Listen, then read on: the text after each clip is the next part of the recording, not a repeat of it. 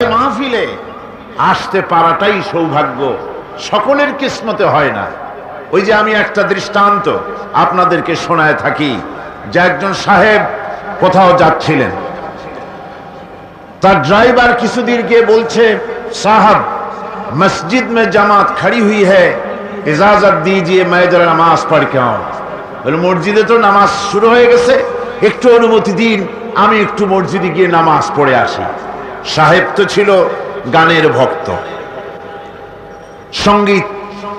সঙ্গীত পিপাসু। সাহেব খুব বিরক্ত হলো, আমি যাব গান শুনতে, আরে বেচারা একটা নামাজের ফেকলা জুটিয়ে দিল। সে তখন তাচ্ছিল্য ভরে বলল, আরে যা যা, যারা জলদি সে আনা, যাবি ঠিক কিন্তু তাড়াতাড়ি আসবি। মসজিদের ভেতরে গিয়ে ড্রাইভার নামাজ পড়া শুরু করেছে। এখন নামাজ পড়তে গেলে নিজের ইচ্ছে মতো তো আর ইমামের পেছনে পড়া যায় না। ইমাম সাহেব যেমন পড়বেন, রুকুতে যত দেরি করবেন, সেজদায় যত দেরি করবেন, তেলাওয়াতে যত দেরি করবেন, আপনার প্লেন আর ট্রেন কখন ছাড়বে এটা তো ইমাম সাহেবের জানার কথা নয়। এদিকে নামাজ শেষ করে সবাই বেরোচ্ছে, কিন্তু ড্রাইভার বেরোয় না। সাহেব খুব বিরক্ত হলো, সবাই আসে, আমার ড্রাইভার আসে না কেন? সে তখন মসজিদের বাইরে দাঁড়িয়ে জানালার ফাঁক দিয়ে তাকিয়ে দেখছে মুয়াজ্জিব সেই ড্রাইভার হাতের করে কি যেন গুনতেছে। মনে মনে ভাবলো, বেটা নামাজও পড়ে, পাকা চোর। আমি যখন থাকি না ফাঁকতালে এই গাড়িতে প্যাসেঞ্জার ট্রেনে কত টাকা হয়েছে এখন তা হিসাব করে দেখতেছে। সাহেব বাইরে দাঁড়ায় বলছে, আরে নালায়েক, कौन सी ताकत तुझे रोकती है मस्जिद से बाहर आने को? কোন শক্তি তোমাকে বাধা দেয় মসজিদ থেকে বের হয়ে আসো না কেন? ড্রাইভার খুব নির্লিপ্ত ভাবে, তিনি তো সুবহানাল্লাহ, আলহামদুলিল্লাহ, আল্লাহু আকবার তাসবিহ পড়তেছিলেন। সাহেবের কণ্ঠস্বর যখন তিনি শুনলেন যে বেরো না কেন, কে ঠেকায়, তিনি তখন ড্রাইভার তখন খুবই নির্ভীকভাবে জবাব দিলেন, साहब जिस ताकत आपको मस्जिद में आने नहीं देता वही ताकत मुझे मस्जिद से बाहर नहीं जाने देता। যে শক্তি তোমাকে মসজিদে ঢুকতে দেয় না সেই একই শক্তি আমাকে মসজিদ থেকে বেরোতে দেয় না। সুতরাং আজকের মাহফিলে যারা আসতে পেরেছেন, ওই শক্তি আমাদেরকে নির্বাচিত করেছেন কোরআনের মাহফিলে সেই সৌভাগ্যবান হওয়ার জন্য। এখানে তো লোক বার্মা থেকে এসেছে, হিন্দুস্তান থেকে এসেছে, সৌদি আরব থেকে এসেছেন, কুয়েত থেকে এসেছেন, পার্শ্ববর্তী দেশগুলি থেকে এসেছে। আবার এমন হয়েছে মাহফিলের আশেপাশে চানাচুর বিক্রি করা নিয়ে ব্যস্ত আছে। আশ্চর্য মালুম কেমনে বেচে তা দাঁড়ায় গভীর মনোযোগ সহকারে দেখছে। তাস খেলা, জুয়া খেলা, চায়ের আড্ডায় বসে আছে, তাফসীরের মাহফিলে আসার সৌভাগ্য হয়নি। সুতরাং এটা হচ্ছে একটি কিসমতের ব্যাপার। আমরা দোয়া করব যারা এই মাহফিলে আসতে পারেন নাই, আল্লাহ রাব্বুল আলামিন তাদের দিলকে কোরআনের প্রতি মাইল করে দিন। আমাদের জন্য আদর্শ হচ্ছেন রাসূলুল্লাহ সাল্লাল্লাহু আলাইহি ওয়াসাল্লাম। প্রিয় নবী যা করেছেন, যেভাবে করতে বলেছেন, তার উম্মত হিসেবে আমাদের তাই অনুসরণ করা উচিত। কিন্তু অনেক সময় আমরা ইসলামের এই শিক্ষা থেকে দূরে সরে ব্যক্তি পূজা বা শিরকে ব্যস্ত থাকি। একজন মুসলমান হিসেবে যা করা আদৌ উচিত নয়। লাকাদ কানা লাকুম ফি রাসূলিল্লাহি উসওয়াতুন হাসানাহ, গ্রহণযোগ্য একমাত্র মহত্তম আদর্শ হচ্ছে তোমাদের রাসূল। তাকে দিয়ে গ্রহণ করতে হবে। পায়ের নখটা কেমনে কাটবে, মাথার চুলটা কেমনে কাটবে, আদর্শ হচ্ছেন মুহাম্মদ রাসূলুল্লাহ সাল্লাল্লাহু আলাইহি ওয়াসাল্লাম। ওই রাসূলের অনুকরণ করে কোনো পীর সাহেব, কোনো মাওলানা সাহেব যদি বলে, তাহলে তাকে অনুসরণ করা যাবে। তবে মিলায় দেখতে হবে যে কথা ঠিক আছে কিনা, উনি যা বলছেন, উনি যা করছেন, ওইটা ঠিক আছে কিনা। তা না হলে ধোকায় পড়ে যেতে হবে। কি যে পড়তে হবে? ধোকায় পড়ে যেতে হবে। আজকাল তো নানান রকম বাইর হয়েছে, বুঝলেন না? নামের আগে সৃষ্টি লাগায় দেয়। ওই যে ঢাকার কাছে এক জায়গায় একটা সদরদ্দি সৃষ্টি হইল, তারপরে তাকে উঠায় দেওয়ার জন্য কত সংগ্রাম হলো, কত মানুষ মরলো। আপনারা পত্রিকা পড়েন নাই? সে বলেছে রোজা না রাখলে চলবে, ইফতার আসরের সময় করলে হবে, আর রোজার দিন দুপুরের সময় চিড়ে চিড়ে খাইলে অসুবিধা নেই, বুঝলেন? যশোরে গেলাম, সেখানে শুনলাম সেই পাকিস্তানা বলে এক পীর নাকি আসছিল, এসে বলে গেছে, ভাই আসল পর্দা মনের পর্দা, এর থেকে বাইরের কোনো পর্দা না। লোক দেখানা পর্দারা করে লাভ কি? আসল পর্দা মনের পর্দা। তারপরে মনে মনে নামাজ পড়ো, মনে মনে রোজা রাখো, মনে মনে হজ করো, যাকাত দাও। মনটা সাফ হয়ে গেলে তোমার আর কোনো অসুবিধা নাই। এই মনের পীর আসলো, আমি সেই এলাকায় গেলাম, যাইয়া শুনি এই রকমের কাম করছে। আমি বললাম ওই লোকটা যদি আবার আসে আম গাছের সাথে বান্ধা ধুইও। তারপরে সে যখন বলবে যে আমার তো পেশাব পায়খানা করা লাগবে, আমারে ছাড়ো, তোমরা বলবা যে না ছাড়া যাবে না। মনে মনে যদি নামাজ পড়া যায় মনে মনে পেশাব পায়খানা করুন। যদি বলে আমার ক্ষুধা লাগছে অথবা পানি পান করব, তৃষ্ণা লেগেছে, বলতে হবে মনে মনে যদি রোজা রাখা যায় তো মনে মনে খাওয়া দাওয়ার কামটা সারিয়ে নেন, মেহরবানি করে। এই ধরনের কিছু সংখ্যক লোক বেরিয়েছে যাদেরকে লোকেরা সাহাবীদের চাইতে নবীদের চাইতেও বড় মনে করে। আশ্চর্য কথা, বিভিন্ন জায়গায় এ ধরনের পীর হয়, তাদের আবার নওরোজ অনুষ্ঠান হয়, তাদের জন্ম দিবসে তাদেরকে গোসল করানো হয়, সেই গোসলের পানি আবার মুরিদেরা খায়। জোরে কর নাউজুবিল্লাহ, জোরে কর নাউজুবিল্লাহ।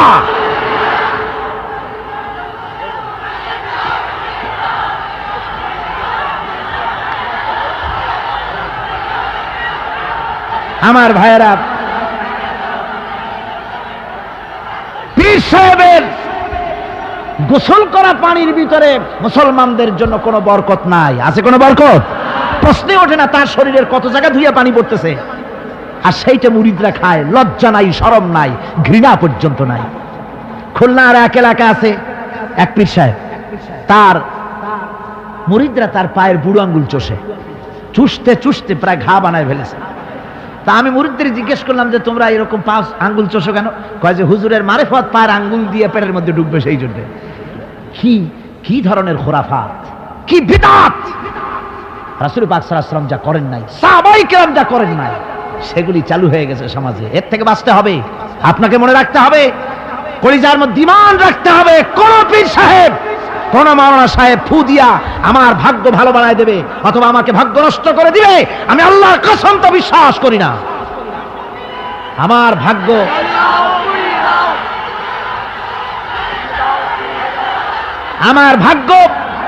আমার তাকদীর ভালো বা খারাপ এ সবটা হতে পারে আল্লাহর পক্ষ থেকে। কার পক্ষ থেকে? জোরে বলেন, কার পক্ষ থেকে? আল্লাহর পক্ষ থেকে হতে পারে। সুতরাং আজকে আমাদের দেশে বহুত নকল পেরিয়ে গেছে। পীর মুরিদি একসময় খুব ভালো ছিল, কিন্তু যে জিনিস যত ভালো তার নকল বের হয় তত তাড়াতাড়ি। তবে আলহামদুলিল্লাহ, এখনো আলহামদুলিল্লাহ কিছু হাক্কানি পীর এখনো আছে যারা সমাজের কাজ করেন, যারা ওইভাবে কদম বুসি নেওয়ার জন্য পা আগ বাড়ায় দেয় না। কথা বুঝতে পেরেছেন? মানুষকে সর্বনাশ করে না, বরং তাদের ইলম আছে, ইলমের দ্বারা মানুষের কাছে হেদায়েতের কথা শোনায়, সমাজ গঠনমূলক কাজ করে, আল্লাহর কোরআন প্রচার করে। এ ধরনের লোক আছে, তবে এদের সংখ্যা কম। ঠিক কিনা? কম, এদের সংখ্যা কম। এরা বিভিন্ন জায়গায় মাজার তৈরি করেছে, মাজারাত তৈরি করেছে। একটা দুইটা মাজার না, বহুত মাজার। গাড়ি বাস সব থামাইয়া তারপরে তাদের কাছ থেকে, মানুষের কাছ থেকে পয়সা কালেকশন করা হয়। ঠিক কিনা? এই যে পয়সা কালেকশন করা হলো, আমি জিজ্ঞেস করি এই টাকাগুলো যে কালেকশন করা হলো, দেওয়া হলো, এই টাকা দিয়ে কবরে যে শো আছে, ওই টাকা দিয়ে তিনি কি কোনো ফায়দা পান? টাকা দরকার কার? জীবিত মানুষের না মরা মানুষের? তো কমন সেন্স নাই কেন মুসলমানের? যিনি ইন্তেকাল করেছেন, মাটির মধ্যে শুয়ে আছেন, তারে টাকা দেই কেন? উনি কি এই কমলার সিজনে কমলা কিনে খাবেন? তো টাকাটা কেন দেওয়া হয়? এই আপনার টাকা দিয়া এই মাজারকে যারা পাহারা দেয় তারা অনেক বড় লোক হয়ে গেছে। ঠিক কিনা? আবার অনেক মাজার আছে যে মাজারে কেডা শোয়া তা মাজারের পাহারাদারও জানেন। এরকম আমি নিজেও দেখেছি। জিজ্ঞেস করেছি যে কবর কার? তা তো জানি না। একজন আল্লাহর মাহবুব বান্দা শুয়ে আছে এখানে। কে সেই মাহবুব বান্দা? নাম টাম জানি না, স্বপ্নের মধ্যে দেখলাম আল্লাহর এক অলির কবর এখানে, সেই জন্য গম্বুজ বানাই দিছি।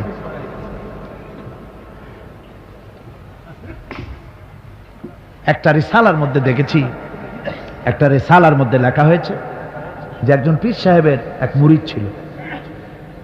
তো পীর সাহেবের বাড়িতে এক মাজার আছে, সেই মাজারকে কেন্দ্র করে প্রতি বছর ওরস হয়। মুরিদ সে গরিব মানুষ, ব্যবসা বাণিজ্য করে খায়। তারপরে তার একটা গাধা ছিল, সেই গাধার উপরে সওয়ার হয়ে বাজার ঘাট করত, মালপত্র আনা নেওয়া করে, ওই দিয়ে তার জীবিকা নির্বাহ হতো। একদিন তার গাধাটা মারা গেল। সেই রিসালার মধ্যে লেখা হয়েছে যে লোকটা তখন গাধা মরেছে, এর আর কিচ্ছু নাই, জমি জমাও নাই, খাবে কি করে? খুব দুঃখ পেল মনে। আর এই গাধা যদি মরে কুলে পড়ে থাকে তাহলে দুর্গন্ধ হবে। সেই জন্য রাস্তার পাশে ঝুপড়ি, তার একটা বাড়ি, ওই বাড়ির পাশেই রাস্তার পাশেই একটা কবর খুঁড়িয়া তার মধ্যে গাধারে শোয়াই দিয়া দাফন টাফন করিয়া কবরের পাশে বসে আর দুশ্চিন্তা করতেছে যে আমি এরপরে বাঁচবো কি করে, খাবো কি, ঘুমায় মানে চোখ বুঝে বুঝে কাঁদতেছে। এমন সময় ওইটা ছিল বাজারে যাওয়ার রাস্তা, লোকজন বাজারের দিকে যাচ্ছে। যাওয়ার সময় চিন্তা করলো যে এখানে তো কোনোদিন মাজার দেখিনি, এখানে একটা লোক কাঁদতেছে মাজারের কাছে বসে, না জানি কোনো অলি আল্লাহর কবর হবে বোধহয়। এরপরে লোকেরা বাজার থেকে ফেরার সময় দেখে যে হ্যাঁ ওই সেই লোকটা এখনো কাঁদতেছে। তখন যার কাছে যা ছিল, কেউ 2টা পান থুয়ে গেল, কেউ একটা বেগুন, কেউ 2টা চিংড়ি মাছ, কেউ 2টা টাকা, কেউ একটু মরিচ, এইভাবে তরি তরকারি চাউল যার কাছে যা ছিল কিছু কিছু দিয়ে গেছে। কিছুক্ষণ পর সন্ধ্যার দিকে লোকটা মনে করলো আর কতক্ষণ কান্দি, এখন বাড়ি যাই। চোখ খুলে দেখে চতুর্দিকে খাদ্য খাবার, তরি তরকারি, পয়সা করি। কই যে মাশাআল্লাহ, শুনছিলাম হাতি বাঁচলেও লাখ টাকা, মরলেও লাখ টাকা, সে কথা যে গাধার ব্যাপারে খাটে তা তো জানি না। এই গাধা মরিও তো আমার বাঁচাই গেছে। এখন ওই কবরের উপরে, গাধার কবরের উপরে চাদর টাদর চড়াই টড়াই দিয়া ওইখানে জুজ্জাত করে বসছে। বছর খানেক চলে গেল, লোকেরা পয়সা করি দেওয়া শুরু করলো। এরপরে সেখানে সে ইট পাটকেল জোগাড় করলো, একটা বিল্ডিং তৈরি করলো, সামনে সাইনবোর্ড লাগাই দিল হযরত গেদা শাহ রহমাতুল্লাহ আলাইহির মাজার। মানুষ প্রতি বছর ওরসে এখানে জমা হচ্ছে, টাকার অভাব নাই। এখন এই লোক যার মুরিদ, সেই পীর সাহেবের কাছে অন্যরা এসে কয় হুজুর আপনার মাজারের আর বরকত কি, আপনার মুরিদের মাজারের কাছে মানুষ ভরা, টাকার অভাব নাই। পীর সাহেব কৌতূহল হলো যে ও আবার একটা মাজার পাইল কই। তারপরে একদিন ওই মুরিদকে ডেকে বললো, বাবা সত্যি কথাটা আমারে কও, এই মাজার কার?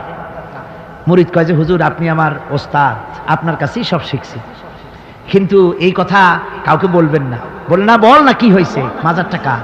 বললো যে হুজুর যে গাধাটা নিয়ে ব্যবসা করতাম, ওই গাধাটা মরে গেল, তারে কবরে দিয়ে টিয়া এরপরে পরে এই ঘটনা হয়েছে।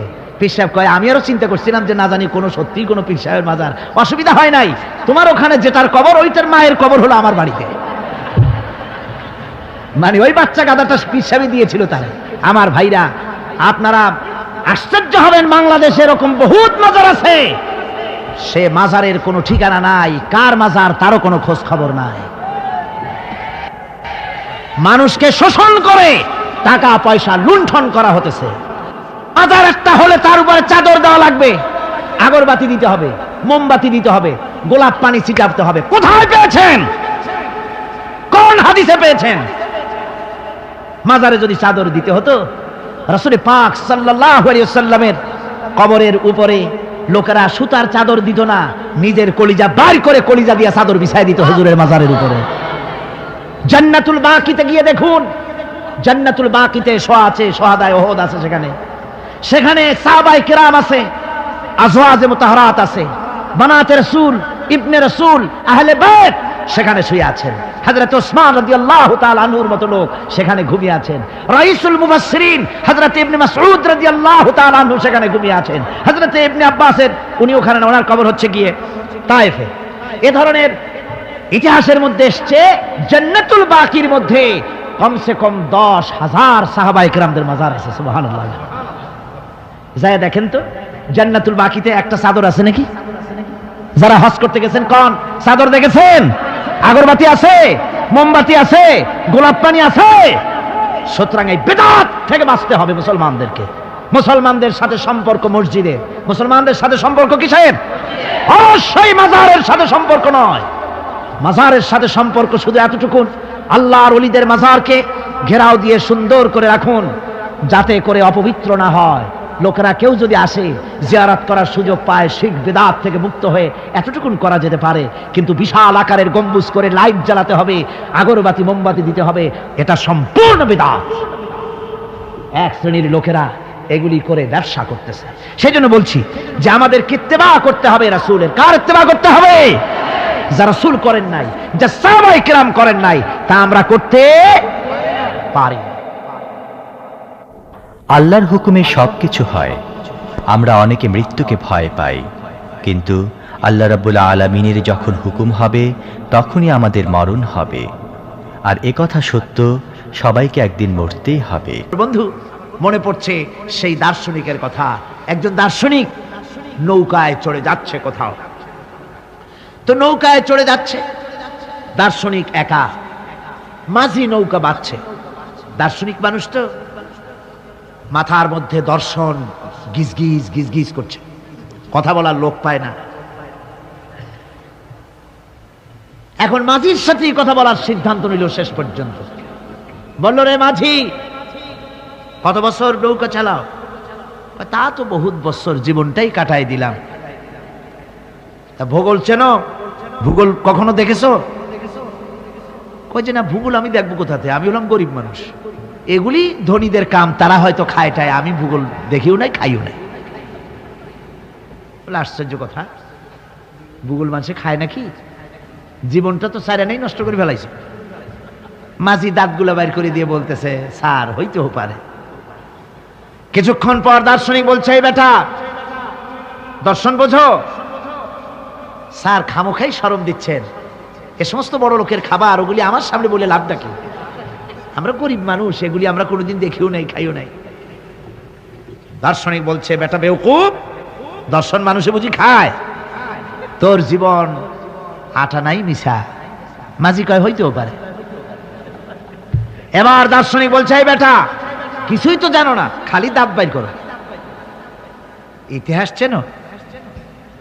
মাঝি বলছেন, স্যার এইবার একটা কথা বলছেন যেটার সাথে কিছুটার মিল আছে, আমি খাইছি। সেটা হচ্ছে, বাপ গরিব ছিলেন, কিন্তু মাঝে মধ্যে শীতের মৌসুমে পাতিহাঁস জবাই করে আমরা খাইতাম, আর বিবাহের সময় শ্বশুর বাড়ির রাজহাঁস জবাই করে খাওয়াইছিল, কিন্তু ইতিহাস তো খাই নাই, ওইটা কোথায় পাওয়া যায়? দার্শনিক বলছে, বেকুব বেটা, ইতিহাস আর পাতিহাঁস বুঝি এক? তোর জীবন তো বারো নাই মিশা। মাঝি কয়, হইতেও পারে। কিছুক্ষণ পর উত্তর দিকে কালো মেঘ উঠেছে, আকাশ থমথমে ভাব, নদীর ভিতরে তুফান সৃষ্টি হয়েছে। মাঝি বলছে, স্যার সাঁতার জানেন? কয় যে না মাঝি, সাঁতার তো জানি না। মাঝি কয়, স্যার ভূগোল, দর্শন, ইতিহাস 3 সাবজেক্টে আমার জীবন 12 আনা মিশা, এখন তো দেখি এক সাবজেক্টে 16 আনাই মিশা আপনার।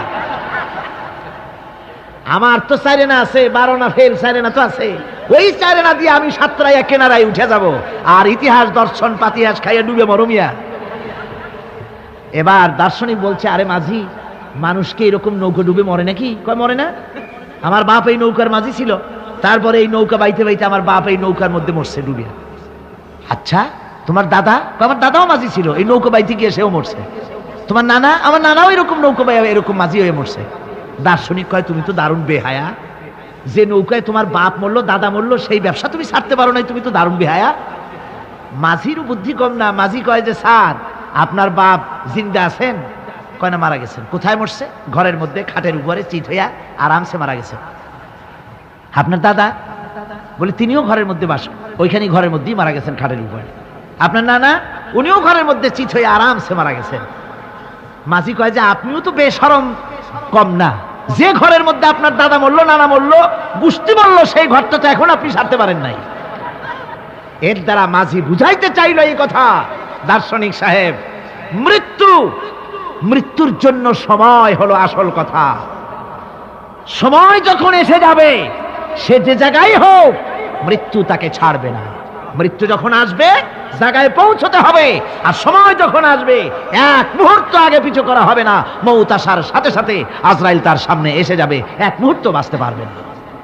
সুতরাং মোমেন ব্যক্তি, তার দিলের মধ্যে মৃত্যু সম্পর্কে কোন ধরনের ওই ধরনের চিন্তা থাকবে না, পরান্ডা নিয়ে কোন রকম নিবাসী এরকমের চিন্তা থাকবে না। জীবন আল্লাহ দিয়েছেন, আল্লাহ নিবেন, সময় আসলে এক মুহূর্ত দেরি করা হবে না। সুতরাং সেই জীবনটা যিনি দিয়েছেন, তার রাস্তায় দেওয়ার জন্যই সে তৈরি থাকবে। এটা হলো মোমেনের কোয়ালিটি। আমরা নিজেকে মুসলমান দাবি করলেও কাজে তার প্রকাশ ঘটে না। ক্ষেত্র বিশেষে ভূমিকা রাখি ইসলামের বিপক্ষে, অথচ একদিন আমাদের মরতেই হবে। ঈমান থাকলেই সেই কঠিন বিচারের দিনে মাফ পাওয়া যাবে। ওয়াতুজাহিদুনা ফি সাবিলিল্লাহি বিআমওয়ালিকুম ওয়া আনফুসিকুম যালিকুম খায়রুল লাকুম ইন কুনতুম তা'লামুন। আল্লাহ পাক বলেন আমার রাস্তায় জিহাদ করো, জান দাও, মাল দাও, জান দাও, জিহাদ করো, এটাই হলো উত্তম কাজ। যদি তোমরা ইসলাম বুঝে থাকো এটাই তোমাদের জন্য কল্যাণকর। আগে বলেছেন মালের কথা, পরে জানের কথা। আগে কোনটা? মাল, পরে জান। যেহেতু আমরা জানের চাইতে মালের মহব্বত করি বসি, ঠিক কিনা? তো মালের মহব্বত করি বেশি, আমরা কথায় কথায় বলি আরে ভাই দরকার যদি হয় জানটা দিয়ে দিব, আর জান যদি দিয়েই দেন তো মালটা তো থেকেই গেল। এই জন্য আল্লাহ বলেছেন মাল আগে দাও তারপরে জান দাও। আমরা খুব চালাক, আমরা জান দিতে প্রস্তুত, মাল দিতে প্রস্তুত নই। একবার একটা লোক যাচ্ছে রাস্তা দিয়ে, সাথে তার প্রিয় কুকুর। কুকুরটা জিহ্বা বেরিয়ে গেছে, মরে যাচ্ছে। কুত্তার মালিক কাঁদতেছে। একজন লোক এসে বলে ভাই তুমি কাঁদো কেন? কয় যে আমার এই কুত্তাটা খুব প্রিয় কুকুর, কুকুরটা মরে যাচ্ছে তাই কাঁদছে। কুকুর মরে কেন? কয় কুকুরটা মরতেছে 3 দিন ধরে আমি কোনো খাবার তাকে দিতে পারি না, সেই জন্য কুকুরটা মরছে। আচ্ছা হোক কুকুর, তবু তো আল্লাহর সৃষ্ট এক প্রাণী, কি খেতে দেওয়া যায়? এদিক ওদিক তাকায় দেখে কুকুরের মালিকের কাছেই রয়েছে একটা পোটলা। কয় মিয়া তোমার এই পোটলার মধ্যে কি? কয় পোটলার মধ্যে হালুয়া আর রুটি। তোমার পোটলার মধ্যে হালুয়া আছে, রুটি আছে, কুত্তা মরে ক্ষুধার জ্বালায় তুমি সেখানে কান্দো, ওর থেকে এক টুকরো রুটি দিলেই তো কুত্তা বাঁচে। কুত্তার মালিক বলছে মিয়া সাহেব ওই সব ফতো আমারে শুনেন না, এগুলো আমি খুব জানি।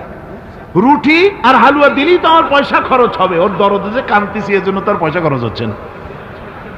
আমাদের অবস্থা কিন্তু তাই হয়েছে। ইসলাম বিদায় হয়ে যায়, যাক না, কিন্তু আমি কাঁদবো, পয়সা দিব না। রাসূলের করুণ ঘটনাগুলি শুনে চোখের পানি ফেলবো, কিন্তু এই করুণ ঘটনা কেন ঘটলো সেই ময়দানে আমরা পা ফেলবো না। এরকম একটা অ্যাটিটিউড, এ ধরনের একটা মেন্টালিটি আমাদের মধ্যে গ্রো করেছে, ঠিক কিনা কর? আমার ভাইয়েরা, মাল দিতে হবে, জান দিতে হবে, সবকিছুকে উৎসর্গ করে দিতে হবে আল্লাহর দ্বীন প্রতিষ্ঠার জন্য। যার পয়সা আছে পয়সা দিয়ে কি করবেন যদি আল্লাহর দ্বীন এ জমিনে কায়েম না হয়? আল্লাহর দ্বীন কায়েম না হলে অসত্য, বদমাশি, শয়তানি, সব রকমের অন্যায় কাজ দিয়ে ভরে যাবে দেশ। ক্রমান্বয়ে অশান্তির দিকে যাবে, শান্তি আসবে কেবলমাত্র ইসলাম প্রতিষ্ঠা হলে পরে। আমাদের অবস্থা হলো যে আমরা ওই কুফাবাসীদের মতো। কাদের মতো? কুফাবাসীদের মতো। কুফাবাসীরা হযরত ইমাম হোসেনের জন্য দারুণ ভাবে কেঁদেছে, ঠিক কিনা? কুফাবাসীরা ইমাম হোসেনকে দাওয়াত দিছিল কারা? কুফাবাসীরা। অনেকগুলি চিঠি তারা লিখছে। কুফাবাসীরা ইমাম হোসেনকে ভালোবাসত, দাওয়াত দিয়েছে, তার জন্য কেঁদেছে। কিন্তু কুফাবাসীদের চোখের পানিটা ছিল ইমাম হোসেনের জন্য, আর অস্ত্র, টাকা পয়সা, শক্তি সবটা ছিল এজিদের জন্য। কথা বুঝতে পেরেছে? কুফাবাসীদের মতো অবস্থায় আমাদের হয়েছে।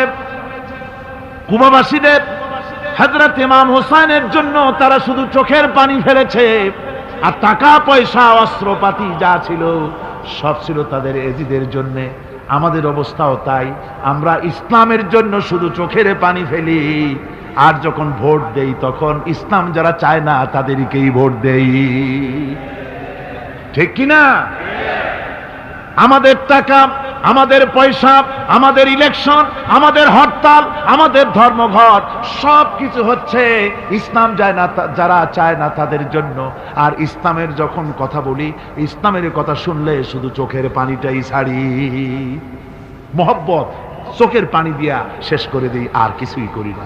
আমি একবার এইখানে এই শহরে অনেক বছর আগে একটা জানাজায় শরীক হয়েছিলাম। কোন মাঠে আমার এখন তার মনে নেই। জানাজার পরে যিনি জানাজা পড়ালেন তিনি বললেন, ওই লাশকে সামনে রেখে বললেন, কেন আসিল? তখন আমি নতুন নতুন চিটাগাং আসছি, আমি ভাষা ভালো করে বুঝিও না। একজন বললো কেন আসিল? সবাই কইল গম আসিল। তাই বললাম যে গম আসিল, মরা মানুষের সাথে গম, আমি আটা গম তাই মনে করেছি যে এটার কি সম্পর্ক।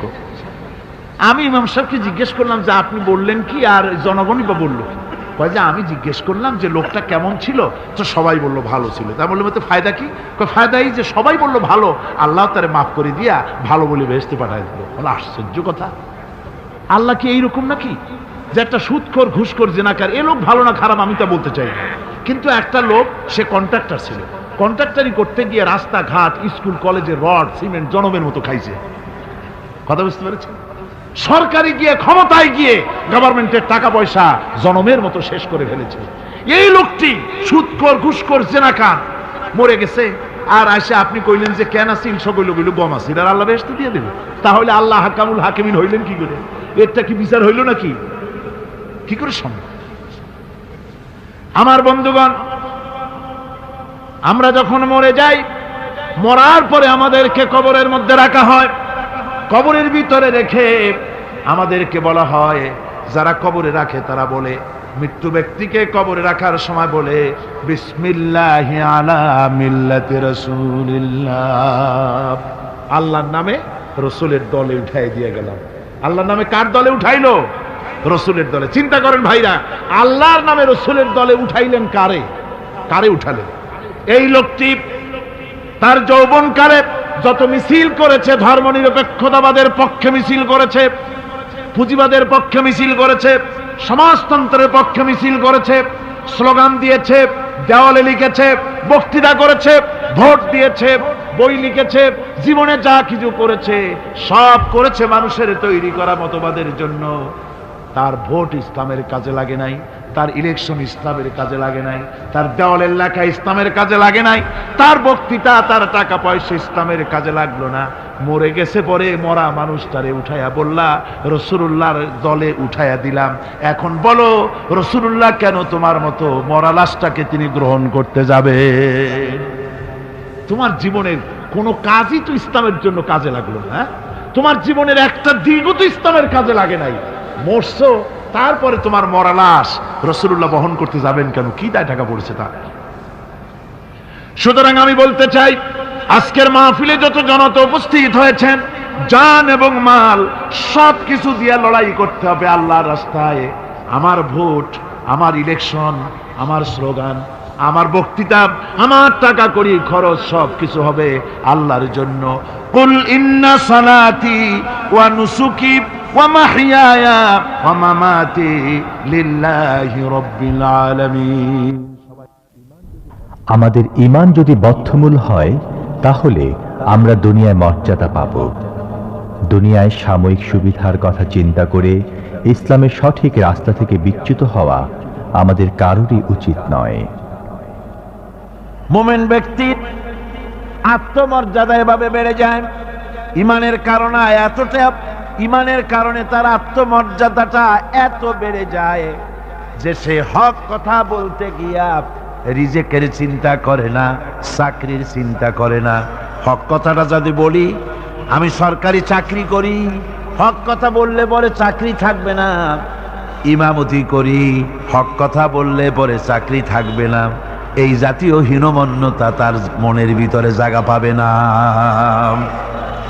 যেহেতু কোরআন তার শিখাইছে। কিসের ভয়? রিস্কের চিন্তা করো।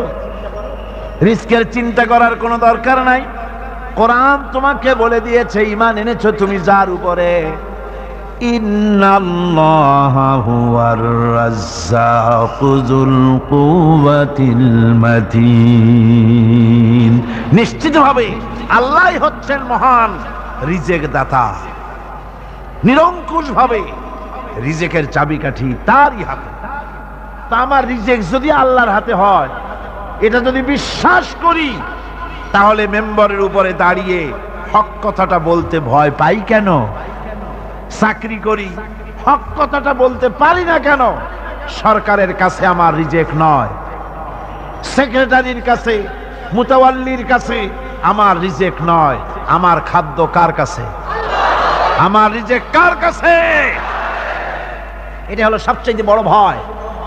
ইমানের দাবি করে ঠিক, ওয়াজ নসিহত করেও ঠিক, মানুষকে উপদেশ দেয়ও ঠিক, কিন্তু মনের মধ্যে ভয় একটু থেকেই যায়। যদি চাকরিটা যায়, তাহলে বিবি বাল বাচ্চা নিয়ে বাঁচবো কেমনে? এটা থাকে মনের ভিতরে এক চিন্তা। একজন টিচার তার ছাত্রদেরকে শিখাইছিলেন যে বিসমিল্লাহর এত ফজিলত, নদীর উপর থেকে বিসমিল্লাহ বলে হাঁটে গেলে তাও হাঁটে যাওয়া যায়, খেওয়ার নৌকা ছাড়াই পানির উপর হাঁটে যাওয়া যায়। একটা ছেলে, একটা ছাত্র এই কথাটা এমন বিশ্বাস করলো নদীর পাড়ি দিয়ে, তার বাড়ি ছিল নদীর ওপার, প্রতিদিন খেওয়া পার হইয়া মাদ্রাসায় আসতো। বিশ্বাস সে করছে পুরাটাই, আর বিসমিল্লাহ বলে পাও দিয়ে হাঁটিয়া চলে গেল পার হয়ে। এটা কোনো কোরআন নয়, হাদিস নয়, শোনা কথা। তারপরে একদিন তার মা তাকে বলেছে, তোমার হুজুরকে একটু দাওয়াত দাও আমাদের বাড়িতে। হুজুরের দাওয়াত দিছে, মিলাদের দাওয়াত শুনে হুজুর তো খুব খুশি। তারপরে ছাত্রের সঙ্গে রওনা হয়েছে। নদীর ঘাটে এসে দেখে যে নৌকা নাই। আরে বাবা, নৌকা নাই, পার হবো কেমনে? কয় হুজুর কোন কি, নৌকার দরকারটা কি? আপনি না বলছেন বিসমিল্লাহ বলে হেঁটে যাওয়া যায়। আমি তো ওইটা শোনার পর আমি প্রত্যেক দিন তো এই কাম করি আসি, নৌকা টুকো লাগে না। আসেন না আমার সাথে। ছেলে বিসমিল্লাহ বলে হাঁটা আরম্ভ করছে পানির উপর দিয়ে। ওস্তাদ চিন্তা করতেছে, আমি তো শুধু ওয়াজি করছি, আমল তো করি নাই, কি না কি হয় আল্লাহই জানে। পাজামা হাঁটু পর্যন্ত টাইনিয়া তারপরে বিসমিল্লাহ কয়ে পা দিছে, আর এক ছোটে চুবনি খাইয়া ভিতরে চলে গেছে। সুতরাং মুখ দিয়া বললে হবে না, বিশ্বাস করতে হবে, ইয়াকিন রাখতে হবে রিজকের মালিক আল্লাহ। হক কথা, কাউকে ছেড়ে দেব না, এটা বলবোই। তাতে আমার চাকরি থাকুক আর চাকরি যাক। এর নাম হলো আত্মমর্যাদা। এর নাম কি? আত্মমর্যাদা। নইলে আপনি মসজিদের ইমাম, আর দুর্ভাগ্যজনক সত্য, মসজিদের ইমামগুলি অধিকাংশ ক্ষেত্রে এমন সব সেক্রেটারি মোতাওয়াল্লি হয় যারা ইসলামী আদর্শকে বিশ্বাসী করেন। কথাটা ঠিক কিনা? ধর্মনিরপেক্ষতাবাদী, কিন্তু মসজিদের সেক্রেটারি, মাদ্রাসার সেক্রেটারি, ঈদগাহের সেক্রেটারি। কারণ মুসল্লিরা ভাবে ওনার পয়সা বেশি, ওনারই নেতা বানানো উচিত। অথচ কোরআন নিষেধ করেছে এমন কোন লোক মসজিদের মোতাওয়াল্লি সেক্রেটারি হতে পারে না যে ব্যক্তি আল্লাহর পথে পরিচালিত নয়, যে আল্লাহকে মানুষের চাইতে বেশি ভয় না করে, যে ব্যক্তির ভিতরে দ্বীন নাই, ঈমান নাই, ইসলামী আদর্শ নাই, শুধু পয়সার বিনিময় সেক্রেটারি মেম্বার মোতাওয়াল্লি হয়ে বসে আছে, আর ইমাম ভয়ের চোটে কথা বলে না। আছেন এমন? আছে। হক কথা, মাদ্রাসা, মসজিদ, ওয়াজ মাহফিল, চাকরির জায়গা, কোর্টে, কাছারিতে, আদালতে, সর্বত্র মুমিন ব্যক্তি বলতে পারবে তখন যখন ঈমান বিল্লাহ পোক্ত হবে। আল্লাহর প্রতি ঈমানটা যখন পোক্ত হবে, তখন সে বুঝবে এ চাকরি আমার পায়ের গোলাম। এখানে যদি আমার চাকরি না থাকে, অন্য জায়গা থেকে রিস্কের ব্যবস্থা আল্লাহ পাক আমাকে করে দিবেন। মানুষ অনেক কিছুকে ভয় করলেও সবচেয়ে বেশি ভয় করে মৃত্যুকে। অথচ ঈমানদাররা জানে মৃত্যু তার হবে, এ থেকে পালাবার কোনো পথ নাই। মানুষের সবচাইতে ভয়টা কি কন্ত বলতে পারেন? সবচাইতে বড় ভয় কিসের? মৌতে। অবশ্য কেউ কেউ বড় ভয় বউকেও মনে করে যে বউ হলো সবচাইতে বড় ভয়ের জিনিস। স্ত্রীকে অনেকে মৌতের চাইতেও ভয় মনে করে। একবার নাকি একজন দেশের বাদশাহ, তিনি বলছিলেন মন্ত্রীকে যে আমার দেশের লোকেরা সবচাইতে কারে বেশি ভয় করে? মন্ত্রী বলছে দেশের লোকেরা সবচাইতে বউকে বেশি ভয় করে। বলি এটা একটা কথা হলো নাকি? প্রমাণ করতে যদি না পারো তাহলে তোমার চাকরি শেষ। প্রধানমন্ত্রী তো মুসিবতে পড়ে গেছে। তারপরে সমস্ত লোক ডেকেছে, সমস্ত শহরবাসীকে দেখে তারপরে বলছে তোমরা যারা বউকে ভয় করো না তারা সব এদিকে আসো, আর যারা বউকে ভয় করো তারা এ পাশে থাকো। এখন যারা ভয় করে তারা সব একদিকে চলে আসছে। একটা শুকনা শাকনা মানুষ একা দাঁড়ায় আছে, ভয় করে না সেই দলে, আর সব একদিকে। বাদশা আশ্চর্য হয়ে গেল, সব মানুষ ভয় করে একদিকে চলে আসলো, আর তুমি একা শুকনা শাকনা মানুষ, তুমি বউরে ভয় করো না, ব্যাপারটা কি? কয় যে না, বউকে ভয় করি কিনা তা জানি না, আমি আসার সময় আমার বউ বলে দিয়েছে সব লোক যেদিকে যাবে সেদিকে যাবে না, একা দাঁড়ায় থাকবে একদিকে। কাজেই মানুষেরা ভয় করার ব্যাপারে ভয়ের নানান রকমের দিক আছে, কিন্তু প্রকৃতপক্ষে এটা একটা উপমা দিলাম আমি মাত্র। প্রকৃতপক্ষে মানুষের কাছে সবচাইতে বড় ভয় হলো মৃত্যুর ভয়। সবচাইতে ভয় কিসের ভয়? মানুষের ভিতরে যখন ঈমান বিল্লাহ এসে যায়, আল্লাহর প্রতি যখন সে পরিপূর্ণরূপে ঈমান যখন আনে, তখন তার ভিতরে এই চিন্তা আসে, মৃত্যু তো আমার হবে, মৃত্যু থেকে পালাবার উপায় নাই। পালাবার উপায় যদি থাকতো তাহলে না হয় অবশ্যই ভয় পেতাম না, কিন্তু মৃত্যু থেকে তো পালাতে পারবো না। তখন কাপুরুষ হবো কেন? তখন তো বীর পুরুষের মতো জীবন দিতে হবে। কিসের মতো দিতে হবে জীবন? আল্লাহ রাব্বুল আলামিন কোরআনে কারীমের মধ্যে বলে রেখেছেন, ঈমানদার লোক আল্লাহরে যে বিশ্বাস করে তার বড় উপকার হলো মওতকে পরোয়া করে না। মওতকে পরোয়া করে না বলে তার পক্ষে সমস্ত কাজ সহজ হয়ে যায়। কোরআন বলতেছে, কুল ইন্নাল মাউতাল্লাযী তাফিরুনা মিনহু ফাইন্নাহু মুলাকীকুম। মরণ তোমার, মরণ থেকে পালাও তুমি, মরণ তোমায় লইবে ঘিরি। মরণ থেকে পালাও তুমি, মরণ তোমায় লইবে ঘিরি। যদিও সুদূর আকাশ পানে লুকাও সেথায় লাগিয়ে সিঁড়ি। হে মহারোগের চিকিৎসক নাই, নাই সে ঔষধ জগতে। খুঁজিয়া কাতর হইলে কি হবে, পারিবে না তারে ফিরাতে। এ মৃত্যু আসবেই। মৃত্যুর হাত থেকে বাঁচবার কোন উপায়? উপায় যখন নাই, তখন সেই মওত কাপুরুষের মওত কেন হবে? ঈমান এই উপকার করে মানুষকে, বুকটারে বড় বানায় দেয়। মানুষ শুকনা হতে পারে, কিন্তু কলজেটা বিরাট হয় তার।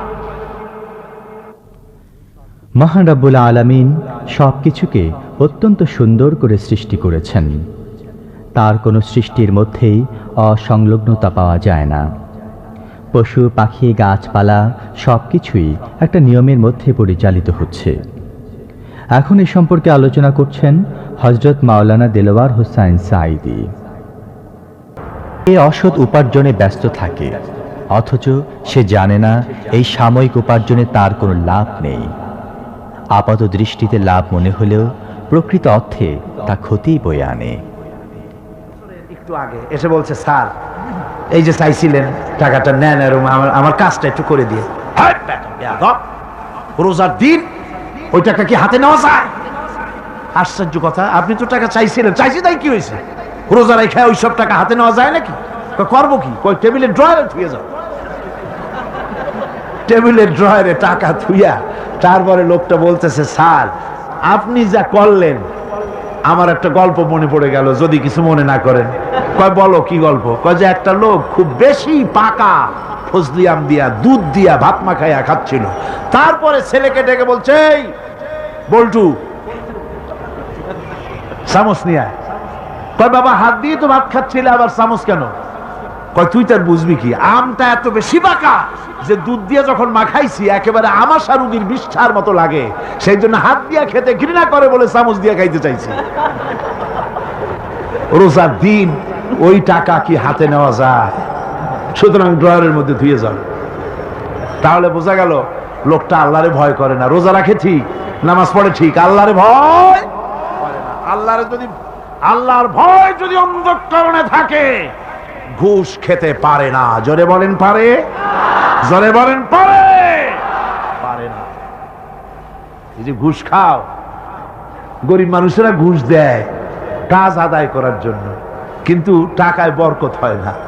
বেতন পায় ৫,০০০ টাকা, কিন্তু বাড়িতে রঙিন টেলিভিশন, ডিশ অ্যান্টিনা, ঠেলা কত, পোলাও কোরমার অভাব নাই, বড় বড় পাঙ্গাস হুজুরের বাড়ি হাজির, তারপরে খাসির চর্বি জব্বের খাওয়া খায়।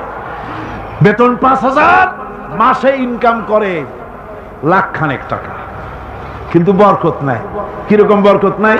ঘরে আসছে, সারাদিন খাটাখাটনি করে এসে দেখে মেয়ে একটা গড়াগড়ি করতেছে। কি হয়েছে তোর? আমার পেটে ব্যথা। আর একটা দাঁড়ায় রয়েছে, তোর হয়েছে কি? আমার জেনে ধরছে। বউ মাথা ধরে বসে আছে, তোমার কি? আমার মাথা যায় সিরিয়া বেদনার চোটে। ছেলে একটা দাঁড়ায় লাফায়, তোর কি হয়েছে? কয় আমি মরবো। এখন ওজারে টাকা দাও, বৌদ্ধরে টাকা দাও, মৌলবীরে টাকা দাও, তারে পয়সা দাও, ওজা আনো, বৌদ্ধ আনো, ডাক্তার আনো, আনতে আনতে কামাই করছিল 1 লাখ, খরচ হয়ে গেল 1.5 লাখ। হারামে বরকত নাই। হারামে বরকত আছে? বরকত নাই। দেখেন না কুত্তার বাচ্চা হয় কয়টা বছরে? হ্যাঁ, শ্রীরঙে কুত্তা নাই? কয়টা হয় বাচ্চা বছরে? 7টা 8টা। অর্থ আর কোনো জন্ম নিয়ন্ত্রণের বালাই নাই, জন্মের হওয়া হয়। এই যে কুত্তা এত হওয়া হইল, সব কুত্তা যদি বাঁচত, আপনারা রাস্তায় হাঁটতে পারতেন? হাঁটতে পারতেন? কুত্তার জ্বালায় হাঁটতে পারতেন না, যেহেতু ওটা হারাম। জন্মের হওয়া হইল, অত কোনো বরকত নেই। আর গরু হলো হালাল। গাবি বাছুর দেয় কয়টা? কয়টা? মাত্র 1টা বছরে। আর তারপরে মুসলমানেরা কুয়াতুল মুসলিমিন, জন্মের খাওয়া খায় এই গরু। এরপরে গরুর অভাব আছে? যেহেতু ওটা হালাল, এতে বরকত হয়। হারাম বেতন, বেতন নয়, হারাম ভাবে ঘুষের টাকা নিয়েছেন। যে টাকা দিয়েছে সে তো টাকাটা না দিয়ে পারে নাই, করবে কি, কাজ আদায় করার জন্য দিছে। টাকাটা দেয় আর একটু কষ্টা হাসি হাসে, হাসিও না কান্দাও না, একটা বেটকি দেওয়ার মতো অফিসের সামনে দিয়া তারপরে বাড়ির দিকে যায় আর বলে, আল্লাহ এতগুলি টাকা আমার নিল, ওরে কলেরা দিয়ে ওর গুষ্টি সাফ করে দিও। এই বদদোয়া করে, এই বদদোয়া করে। তাই ঘুষখোর অফিসারদের কামাই রুজিতে বরকত নাই। কথা ঠিক কিনা কর? ঘুষ ছাড়ো, ঘুষ হারাম, পায়খানার মতো হারাম, শুয়োরের মাংসের মতো হারাম। ঘুষ হারাম, সুদ হারাম। সুতরাং আল্লাহরে ভয় করো। ওলামায়ে কেরামের দায়িত্ব অনেক বেশি। আলেমরাই ইসলাম সম্পর্কে জনগণকে অবগত করিয়ে থাকেন। কিন্তু দুঃখজনক হলেও সত্য, আমাদের সমাজে আলেমদের মাঝে ঐক্যমতের অভাব আছে। কিন্তু এটা কারোরই কাম্য নয়। ওলামা হাজারাত, আপনারা হচ্ছেন দ্বীনের আমানত আপনাদের কাছে। আলহামদুলিল্লাহ, এই মাহফিলে আমি যদি হাত উঁচু করতে বলি, কয়েক হাজার আলেম ওস্তাদ এখানে আছে। এমনকি মাহফিলের ভিতরে মঞ্চে জায়গা দেওয়া তো সম্ভব না। আমারে যারা পড়াইতে পারে, আমি যাদের জুতা বহন করার যোগ্যতা রাখি না, এরকম বড় বড় আলেম এই মাহফিলের মধ্যে বসা আছে। কোন সুবহানাল্লাহ, জোরে কোন আলহামদুলিল্লাহ। আমি ওলামাদের খেদমতে আরজ করব, আসুন আমরা এক হই, ন্যাক হই, ঐক্যবদ্ধ ভাবে গোটা জাতিকে সহি রাহনুমাই দেওয়ার তৌফিক আল্লাহ যেন আমাদের দেন। জোরে কোন আমিন। ওলামাদের মধ্যে গালাগালি দেওয়া, ফতোয়াবাজি করা, এগুলি বন্ধ করে দিতে হবে। এগুলো আগের থেকে অনেক কমছে, ঠিক কিনা? কোন কমছে কিনা? আলহামদুলিল্লাহ, অনেক কমেছে। আগে তো খালি কইতো কাফের, ও কাফের, সে কাফের, ওর যে কাফের মনে না করে সেও কাফের। ওই কাফের মরলে পরে কবরে যে ঘাস হয়, সেই ঘাস যে গরুতে খায়, সে গরুও কাফের। আবার সিলেটে আছে দললিন আর জল্লিন নিয়ে ঝগড়া। হায় রে কপাল, এমন ঝগড়া দললিন আর জল্লিন। কোন কিয়ামতে কি আল্লাহ জিজ্ঞেস করবে যে তুমি দললিন না জল্লিন? কোন জিজ্ঞেস করবে নাকি? একজন পীর সাহেব মার খাইলেন, জম্মের মার খাইলেন, উনি দললিনের পক্ষে, জল্লিন ওলারা পিটাইছে। তারপরে পীর মার খাইলে মুরিদদের অবস্থা কি হয় তা তো বোঝে। পরের দিন হাটবার ছিল, মারামারি লেগে গেল। এ বলে তুমি কি কয়? আমি দললিন। আমি তো দললিন। পিঠের উপরে দিল বসায়া। হাটবারের মার লোকেরা কয়, ভাই তুমি আমার ধামাটা ধরো, আমার কিলটা দিয়ে আসে। একটা শুকনা শাকনা ছেলে, সে বলতেছে, আল্লাহ আমি যেন আমি গরিব মানুষ, শুকনা মানুষ, আমি যেন কোনো দলের সামনে পড়ি না, আমার একটু বাড়ি তুমি পুষাই দাও। এই বলিয়া মারামারি সারা বাজারে মায় দোকানের গলি দিয়ে আসতে বাইর হয়েছে যেন কেউ না দেখে। কিন্তু কপাল খারাপ, দুই দিক দিয়ে দুইজন এসে দুই হাত ধরছে। একজনে বলে, এই বেটা কি বল, আমি কিন্তু দললিন, তুই কি? ওই হাত যে ধরছে সে কয়, আমি কিন্তু দললিন, সাবধান হয়ে কথা বলবি, তুই কি? যুবক ছেলে কয়, ভাই আল্লাহর কসম আমি মোটে নামাজই পড়ি না। তারা দললিন আর জল্লিন কি? সামান্য সামান্য জিনিস নিয়ে ফতোয়াবাজি করার, গালাগালি করার কোনো মানে হয় না। ওলামায়ে কেরামদেরকে আজ এগিয়ে আসতে হবে, নেতৃত্ব হাতে নিতে হবে। বাংলার জনগণ তাকিয়ে আছে ওলামাদের দিকে। কোন আলহামদুলিল্লাহ, জোরে কোন আলহামদুলিল্লাহ। আলেমদেরকে ঐক্যবদ্ধ হওয়ার তৌফিক আল্লাহ দান করুন, আল্লাহুম্মা আমিন।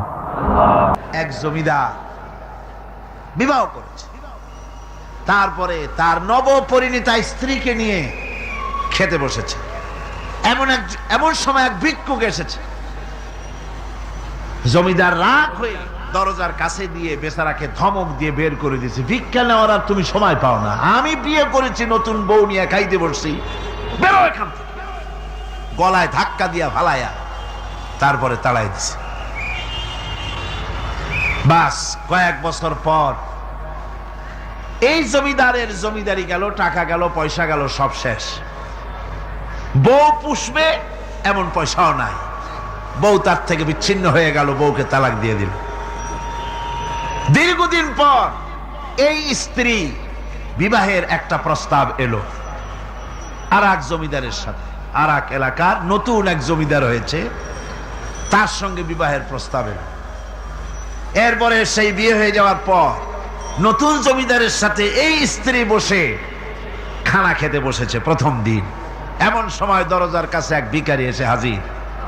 নতুন জমিদার বলছে, বউ আমরা তো খেতে পারবো, আমাদের খাবারের প্লেটটা আজকে প্রথম তোমাকে নিয়ে খেতে বসেছি, এই খাবারের প্লেটটা ধরেই তুমি ভিখারিকে দিয়ে আসো।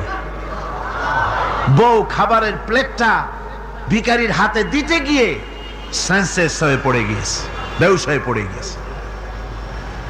নতুন জমিদার অনেকক্ষণ অপেক্ষা করলো, বউ ফেরে না কেন, যায় দেখে বেহুশ, মুসাফির সেখানে দাঁড়ানো। কিছুক্ষণ পর বউয়ের হুশ হলো, জিজ্ঞেস করলো, হয়েছে কি, তুমি এরকম পড়ে গেল কেন? এই মুসাফিরকে দেখে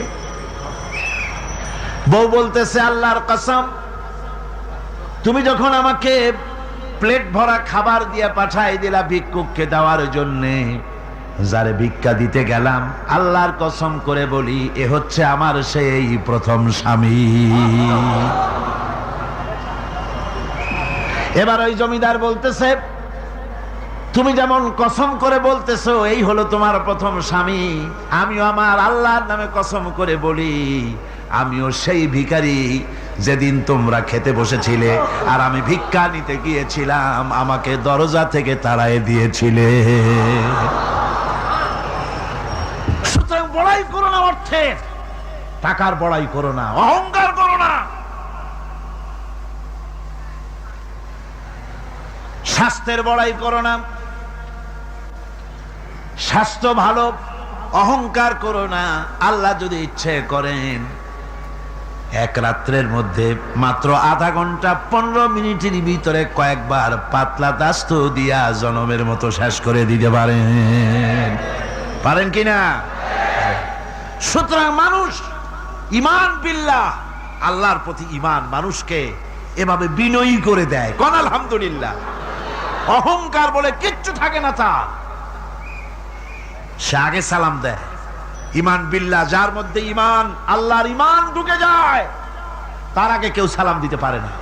রাসূলুল্লাহ বলেছেন, যে ব্যক্তি আগে সালাম দেয় সে অহংকার মুক্ত। জয় গো সুবহানাল্লাহ। এখন তো সালাম শুধু পেতে চায়। দারোগা চিন্তা করে, পুলিশেরা আমারে সালাম দেবে, আমি ওরে সালাম দিতে যাব কেন? ও প্রত্যেকদিন আমারে দেয় স্যালুট, আমি দেবো ওরে সালাম, একটা কথা। এসপি মনে করে ইন্সপেক্টররা আমারে সালাম দিবে, আইজি মনে করে এসপিরা আমারে সালাম দিবে, প্রেসিডেন্ট মনে করে মন্ত্রীরা আমারে সালাম দিবে, হুজুররা মনে করে মুরিদরা আমারে আগে সালাম দিবে। না, এটা সুন্নতের খেলাফ। রাসূলুল্লাহর আগে কেউ সালাম দিতে পারে নাই। জোরে কোন সুবহানাল্লাহ। আগে সালাম দাও।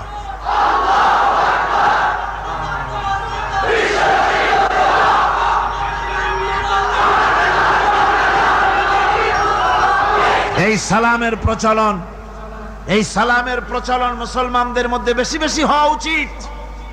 আপনারা সালামের প্রচলন চালু করে দিবেন, বেশি করে চালু করবেন। বউরে সালাম দিবেন, বউ আপনাকে দেবে।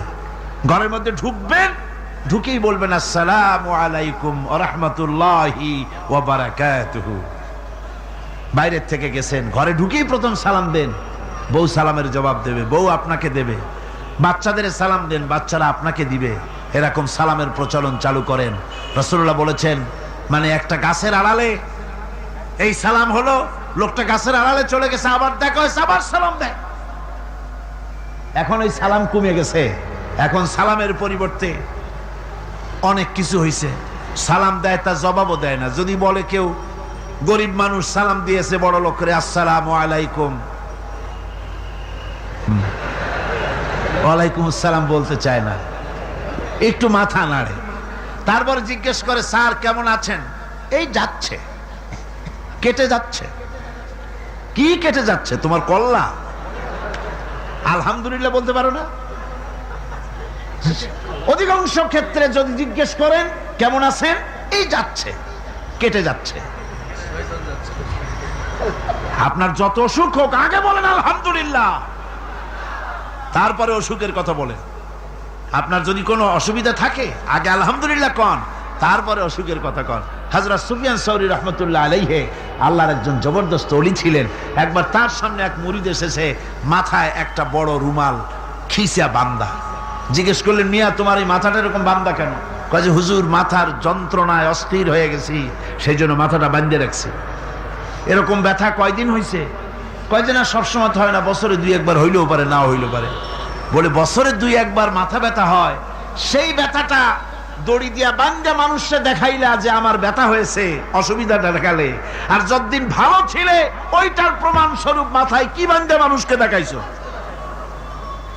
সুতরাং শুকরিয়া আদায় করো সব সময়, আলহামদুলিল্লাহ আলা কুল্লি হাল, সব অবস্থায় আমি ভালো আছি, আমার থেকে আরো অনেক খারাপ আছে। সুতরাং সালামের প্রচলন তারাই করে বেশি যারা বিনয়ী হয়, অহংকার যাদের মধ্যে জায়গা পায় না। অহংকার পাবে কি করে? বান্দা কোরআন থেকে জেনেছে, ওয়াল্লাহুল গানিয়্যু ওয়া আনতুমুল ফুকারা। আল্লাহ রাব্বুল আলামিন বলেন, তোমরা হলে সবাই ফকির, তোমরা হলে সব মুকাফিকি, আর একমাত্র আল্লাহ রাব্বুল আলামিন বেনিয়াজ। আল্লাহই শুধু বেনিয়াজ, আর সব কি মুকাফিকি কার কাছে? আল্লাহর কাছে। এই জন্য বিনয়ী হতে হবে। যে জমিনটা বাস করি, জমিনটা কার? চিল্লায় কোন কার? লিল্লাহি মা ফিস সামাওয়াতি ওয়া মা ফিল আরদ। আকাশও তার, জমিনও তার। এই কথা যদি জানা থাকে, বিশ্বাস থাকে, তাহলে সেই ব্যক্তি অহংকার করতে পারে না, সে বিনয়ী হয়। ঈমান বিল্লাহ তাকে বিনয়ী বানায় দেয়, আর বিনয়ী মানুষ, নিরহংকার মানুষই আল্লাহর কাছে বেশি পছন্দ। আমরা যদি আল্লাহর উপর সঠিকভাবে ঈমান আনতে পারি, তাহলে দুনিয়ায় সম্মানিত হব, অন্যথায় লাঞ্ছিত হতে হবে পদে পদে। আর আল্লাহর সাথে অন্য কাউকে শিরক করলে আল্লাহ তা ক্ষমা করেন না। কেবলমাত্র আল্লাহ পাককে সেজদা করবে, আর কাউকে সেজদা করা যাবে না। সেজদা হবে কার জন্য? চিল্লা এখন কার জন্যে? আল্লাহ রাব্বুল আলামিন বলে দিয়েছেন, চন্দ্রকে সেজদা দিও না, সূর্যকে সেজদা দিও না, কাউকে সেজদা দিবা না। সেজদা দিবা কেবলমাত্র আমি আল্লাহরে। মাথাটা আমার সামনে নত করে দাও। আমি সেদিন বলেছিলাম, বোধহয় মনে আছে, আমাদের শরীরটাই আল্লাহ বানাইছেন সেজদা দেওয়ার কায়দা করে, যাতে করে সেজদাটা দেওয়া যায়। দেখেন, হাতটার কোনায় এই কেনুর ভিতরে যদি জোড়া না হইতো, তাহলে সেজদার সময় হাতটা ভাঁজ হইতো না, ঠিক কিনা? বোঝেন কথা? কেনুতে যদি কবজা না হতো, এটা কি হাত হইতো না লাঠি? লাঠি হয়ে যেত। হাতের আঙ্গুলগুলোর ভিতরে যদি কবজা না হতো, হাতটা একটা কাটা চামচে পরিণত হয়ে যেত, ঠিক কিনা? কোমরে যদি কবজা না থাকতো, আপনি একেবারে বাঁশের মতো খাড়া হয়ে থাকতেন। হাঁটুতে যদি কবজা না থাকতো, রুকু দিতে পারতেন না, সেজদা দিতে পারতেন না। প্রমাণ হয়, মানুষকে যেভাবে আল্লাহ বানাইছেন তাতে বোঝাই যায় উদ্দেশ্যই হলো মানুষ যেন আল্লাহরে সেজদা করে। হাত দিয়া, নাক দিয়া, কপাল দিয়া, হাঁটু দিয়ে এভাবে করে সেজদা মানুষ ছাড়া আর কেউ দিতে পারে না। এই সেজদা অনেক মানুষ আছে পীরের সেজদা দেয়, মাজারে গিয়া সেজদা দেয়, জোরে বলেন নাউজুবিল্লাহ। কাফের হয়ে যাবে। কি হয়ে যাবে? কাফের হয়ে যাবে। সেজদা দেওয়া যাবে না। মাজারে চাদর থাকে, চাদরের মধ্যে মাথাটা ঢুকায় দেয় খাদেমেরা, তারপরে মাথাটা নিয়ে ওর উপরে গসতে থাকে। হায় রে কপাল, নাউজুবিল্লাহ মিন যালিক। আর মাজারের তো অভাব নাই। হায় রে মাজার, ওরে মাজার। রাস্তার ধারে ধারে যত মাজার দেখলাম এ পর্যন্ত আমার এই ছোট্ট জীবনে, রাস্তার ধারে ছাড়া মাজার খুব কম দেখছি। সব রাস্তার ধারে। এয়ারপোর্টে মাজার নাই, রেল স্টেশনে মাজার নাই, স্টিমার স্টেশনে মাজার নাই, লঞ্চ স্টেশনে মাজার নাই। সব বাস ট্রাক চলে যে সব রাস্তায়। সেদিন দেখলাম মাগুরার ঝিনাইদার মাঝখানে কোনোদিন মাজার ছিল না, হঠাৎ এক মাজার গজাইছে, বিরাট সাইনবোর্ড, তাতে লেখা ড্রাইভার ভাইরা মাজার বহুত গরম। তার মানে বাস থামাইয়া পয়সা দিয়ে মাজারে ঠান্ডা করিয়া যাও। আশ্চর্য কথা। আর ঠিক ড্রাইভাররা যাওয়ার সময় ওখান থেকে গাড়ি আসতে চালায়। তাহলে আল্লাহর ওলি সম্পর্কে ধারণা কি? যিনি এতই খারাপ মানুষ, যাত্রী বোঝাই বাস উল্টায় দেবে। কি আশ্চর্য কথা। আবার মাজারে মশারি টানায় দেয়। আজীব তামাশা। তাহলে তোমার পীর সাহেব সম্পর্কে তোমার ধারণা এত খারাপ যে লোকটার দুনিয়াও মশায় খাইতো, কবরেও মশায় খাবে মশারি টানা। যে ব্যক্তি মশারি টানাই দিল কবরে, হয়তো খুঁজে দেখা যাবে তার বাপেরে মশায় খায়, তার মায়েরে মশায় খায়। আমার বন্ধুগণ, বাংলাদেশে এমন অনেক মাজার আছে যেই মাজারে শুধু মাজার, মুদ্দার বলতে কোনো জিনিস নাই। আমরা প্রায় সবাই ইসলামকে ভালোবাসি, কিন্তু কার্যত তার বিধান মানতে অনেক সময় গাফলতি করি। ইসলাম কায়েমের জন্য যে ধরনের প্রচেষ্টা থাকা দরকার তাও আমাদের থাকে না। এমনকি নির্বাচনের সময় আমাদের রায়ও চলে যায় ইসলামের বিপক্ষে। এরকম দ্বৈত ভূমিকা রেখে আমরা নিজেদেরকে ভালো মুসলমান দাবি করতে পারি না। আমি বলে থাকি, আমাদের অবস্থা হয়েছে কুফাবাসীদের মতো। আমাদের অবস্থা হয়েছে কাদের মতো? কুফাবাসী। কুফাবাসীরা কি করছিল? কুফাবাসীরা ইমাম হুসাইনের জন্য কেঁদেছিল, তার জন্য চিঠি লিখেছে, মহব্বত পোষণ করেছে। কিন্তু কুফাবাসীদের অস্ত্র, শক্তি, সামর্থ্য, টাকা পয়সা সব ছিল ইয়াজিদের সৈন্যদের জন্য। যদি তা না হতো তাহলে কারবালার প্রান্তরে এই করুণ নির্মম ইতিহাস সংগঠিত হতো না। আমাদের অবস্থা তাই। আমরা রসুলের জন্য কান্দি, আল্লাহর জন্য কান্দি। চোখের পানি হচ্ছে আল্লাহ এবং রসুলের জন্য, দিলের মহব্বত আল্লাহ রসুলের জন্য। আর আমাদের ভোট, আমাদের নির্বাচন, আমাদের শক্তি, আমাদের সামর্থ্য সব ইসলাম বিরোধীদের জন্য। আপনি নামাজ দিয়ে কি করবেন যদি ইসলাম প্রতিষ্ঠিত করার আন্দোলনে শরীক না হতে পারলেন? ভোট একটি আমানত। এই ভোটের মর্যাদা লোকেরা বোঝে না।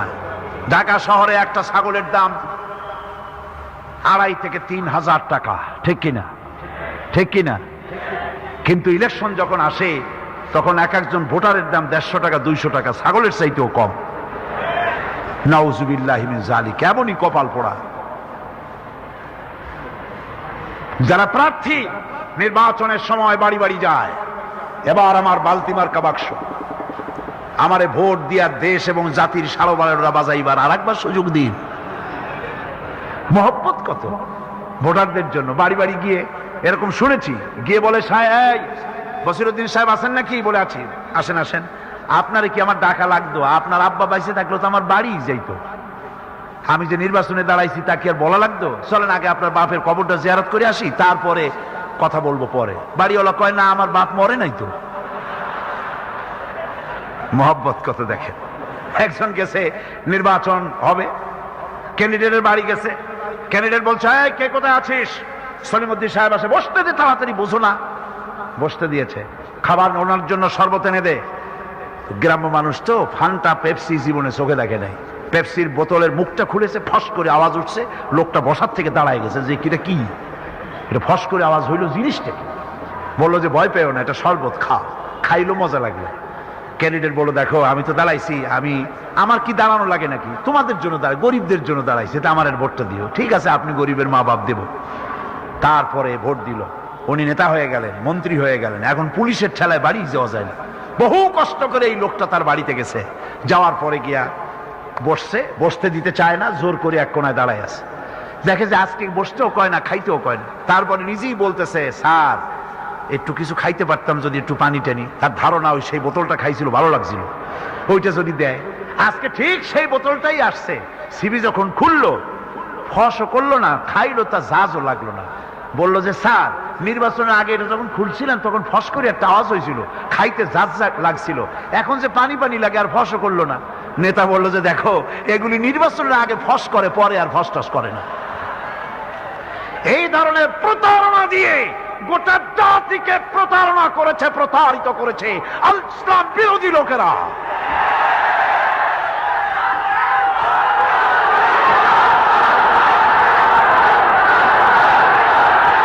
আমার মুসলমান ভাইয়েরা, আল্লাহ রাব্বুল আলামিন বলছেন, ইন্নাল্লাহা ইয়ামুরুকুম আন তুআদ্দুল আমানাতি ইলা আহলিহা।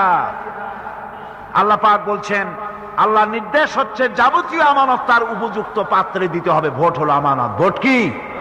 আমানত। এই আমানত তার উপযুক্ত পাত্রেই দিতে হবে। যারা দিন প্রতিষ্ঠার কাজে যারা লাগবে, তাদের কাছেই এটা দেওয়া দরকার।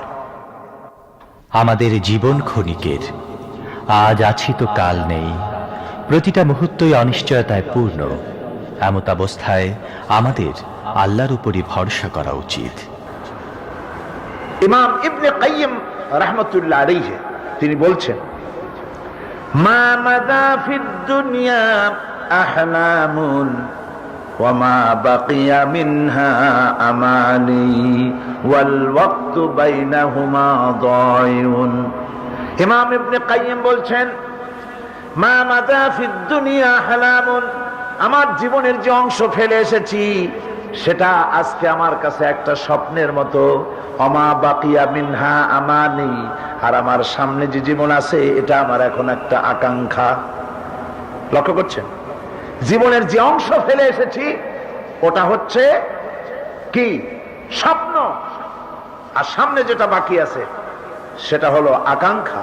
ওয়াল ওয়াক্তু বাইনাহুমা দায়ুন, আর এর মাঝখান থেকে অক্ত সব সময়টা শেষ হয়ে যাচ্ছে, সময় চলে যাচ্ছে। আল্লাহ বলছেন, এই গুরুত্বপূর্ণ সময়ের আমি কসম করছি। এতগুলি কসম করে আল্লাহ কি কথা বলতে চাচ্ছেন দেখেন। জীবনটা আমাদের কারো স্থিরতা নাই। কচুর পাতার পানি যেমন কি কয়, টলমল করে, ঠিক ওইভাবে স্থিরতা আমাদের জীবনের, ওরও কিছু স্থিরতা আছে, আমাদের তাও নেই। আমি গত রাতের আগের রাতে মাহফিল করেছিলাম 2500, মানে 2500টা মাহফিল করি নাই, জাগার নাম 2500। সেইখানে গত বছর মাহফিল করতে গিয়ে আমি বলেছিলাম, এবার আমাকে স্মরণ করালো একজন। আমি বললাম, যেই মাহফিলে এমন লোকও থাকতে পারে যার কাফনের কাপড় মিলে তৈরি হয়ে গেছে, সেটা আমি হতে পারি, আপনাদের মধ্যেও কেউ হতে পারে। এবার গিয়ে শুনলাম ওই মঞ্চে এলাকার চেয়ারম্যান সাহেব বসা ছিলেন, সেই চেয়ারম্যান মাহফিলের 4 দিন পরে মারা গেছেন। আমরা কি করে বুঝলাম? আমি তো বুঝিই নাই, তিনিও বোঝেন নাই, কেউ বোঝেন নাই যে একজন তার কাপড়ের কাপড়, তারই কাপড়ের কাপড়টা মিলে তৈরি হয়েছে এবং দোকানে আইসাও গেছে। মরতে বাকি আর কিনতে বাকি, এই তো আমাদের অবস্থা। এই হলো আমাদের জীবনের অবস্থা। মৃত্যু কোনো গালও নয়, খোটাও নয়। এই জীবনের মোহে আমরা পড়ে গিয়েছি, জীবনের মোহে পড়ে গিয়েছি। এক লোক স্বপ্নে দেখছে তাকে বাঘ তাড়াচ্ছে, বাঘের তাড়া খাইয়া দৌড়াতে দৌড়াতে সে এক গাছের মাথায় গিয়ে উঠেছে। গাছের মাথায় উঠে একটা ডাল ধরে ঝুলে পড়েছে। এমন সময় সে লক্ষ্য করলো বাঘটা এসে গাছের গোড়ায় দাঁড়ায় আছে। ডালটা যে নিচে ঝুলে পড়েছে তার নিচে দেখছে বিরাট কুয়া, সেই কুয়ার ভিতরে বড় এক অজগর হা করে আছে। এমন সময় কানে কুটকাট করে আওয়াজ আসে। কিসের আওয়াজ? তাকিয়ে দেখে যে ডালটা তার অবলম্বন, সেই ডালের গোড়ায় একটা সাদা ইঁদুর আর একটা কালো ইঁদুর ডালের গোড়াটা কেটে দিচ্ছে। কারণ বিপদটা খুব কম না বেশি? জনমের বিপদ না? গাছ বাইয়া যদি নিচে নামে তো খাবে কিসে? বাঘে। আর ডাল ভাঙিয়ে যদি নিচে পড়ে খাবে কিসে? এমন সময় তার মাথায় ঠান্ডা কি জানি পড়লো।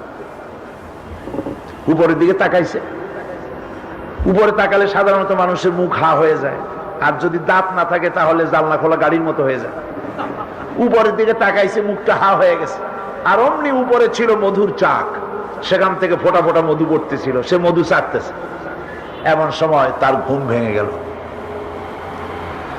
এক বুজুর্গ ব্যক্তির কাছে গিয়ে বলছে, হুজুর, এই রকমের একটা মারাত্মক স্বপ্ন দেখেছি, অর্থ কি কিছুই বুঝলাম না। আল্লাহর বান্দা বুজুর্গ ব্যক্তি বলছেন, তুমি যে স্বপ্ন দেখেছো এটা তোমার একারও স্বপ্ন নয়, আর এটা স্বপ্ন নয়, এটা হলো বাস্তব। তামাম পৃথিবীর সমস্ত মানুষের জন্য এইটাই হলো বাস্তবতা। তোমার পেছনে যে বাঘ দৌড়াচ্ছিল এটা বাঘ নয়, এটা হচ্ছে হযরতে আজরাইল আলাইহিস সালাম। প্রত্যেকটি মানুষের পেছনে ঘুরছে, সময় এলি তার জান কবজ হয়ে যাবে। তুমি যে ডালটা ধরে ঝুলেছিলে ওই ডালটি হচ্ছে তোমার হায়াত, আর ডালের গোড়া কাটতে ছিল সাদা ইঁদুর আর কালো ইঁদুর। সাদা ইঁদুর হলো দিনের প্রতীক, কালো ইঁদুর হচ্ছে রাতের প্রতীক। দিন আর রাত তোমার হায়াতের রশিগাছা কুটকুট করে আস্তে আস্তে করে কেটে দিতেছে। আর নিচে যে কুয়া ছিল সাফ হা করে আছে, এটা হলো তোমার কবর। এর মধ্যে তুমি যে মাথার উপরে ঠান্ডা কি পড়লো, উপরে হা করলে মুখের ভিতরে মধু পড়লো, সেই মধু চাটতে চাটতে কবরের সাপের বিপদের কথা ভুলেছো, বাঘের বিপদের কথা ভুলেছো, ডাল ভেঙে পড়বে সে বিপদও ভুলেছো। এই মধু হচ্ছে তোমার সুন্দরী স্ত্রী, এই মধু হলো দুনিয়া, এই মধু গাড়ি, এই মধু বাড়ি, এই মধু ক্ষমতা, এই মধু প্রতিপত্তি, এই মধু হচ্ছে তোমার ব্যবসা বাণিজ্য। দুনিয়ার মোহে তোমাকে এত বড় বিপদ থেকে তোমাকে ভুলাই দিয়েছে। মানুষ এই দুনিয়া তাকে ভুলাই রেখেছে। মহাগ্রন্থ আল কোরআনে সব সমস্যার সমাধান দেয়া আছে। মানুষের জ্ঞান সীমিত, নিজেকে খুব জ্ঞানী মনে করলেও প্রকৃত অর্থে সে প্রতি পদে পদে সীমাবদ্ধতায় ভোগে। এমনকি আমাদের সমাজ অধিপতি যারা রাষ্ট্র পরিচালনা করছে, নিজেদেরকে অনেক জ্ঞানী মনে করলেও তারাও প্রতি পদে পদে ভুল করে। কোরআনই পারে কেবলমাত্র সঠিক পথ দেখাতে। ونزلنا عليك الكتاب تبيانا لكل شيء وهدى ورحمة وبشرى للمسلمين। আমার ভাইরা, তাই কোরআনে কারীম তার বক্ষ সমৃদ্ধ গোটা পৃথিবীর মানুষের চলার শান্তির পথের কথা এর মধ্যে সব বলে দেওয়া হয়েছে। সুতরাং আমি যদি বলি এই পৃথিবীটা হলো একটা রেলগাড়ি, এই পৃথিবীটা কি একটা রেলগাড়ি, এই রেলগাড়ির ইঞ্জিনটা দখল করে আছে তথ্য অনুসন্ধানী, চিন্তাবিদ, বুদ্ধিজীবী, সমাজবিদ। এরা এই ইঞ্জিনটা দখল করে আছে। এরপরে এই পৃথিবী নামক গাড়িটি তারা পরিচালিত করতেছে তাদের মন মস্তিষ্ক প্রসূতীয় জ্ঞান দিয়ে। তারা এই পৃথিবীকে পরিচালিত করতেছে, ইঞ্জিন তাদের মুঠায়। ইঞ্জিনটা কাদের মুঠায়? হ্যাঁ, বুদ্ধিজীবী, দার্শনিক, মুক্তবুদ্ধি, তারপরে গবেষক, এদের হাতে ইঞ্জিনের স্টিয়ারিং রয়েছে। তারা এই গাড়িটা চালায় নিচ্ছে, আমরা আরোহীরা বসে আছি। এখন গাড়ি চলছে ড্রাইভারদের ইচ্ছা মাফিক। এই পৃথিবীর গাড়ি ড্রাইভারের ইচ্ছা মাফিক চলতেছে।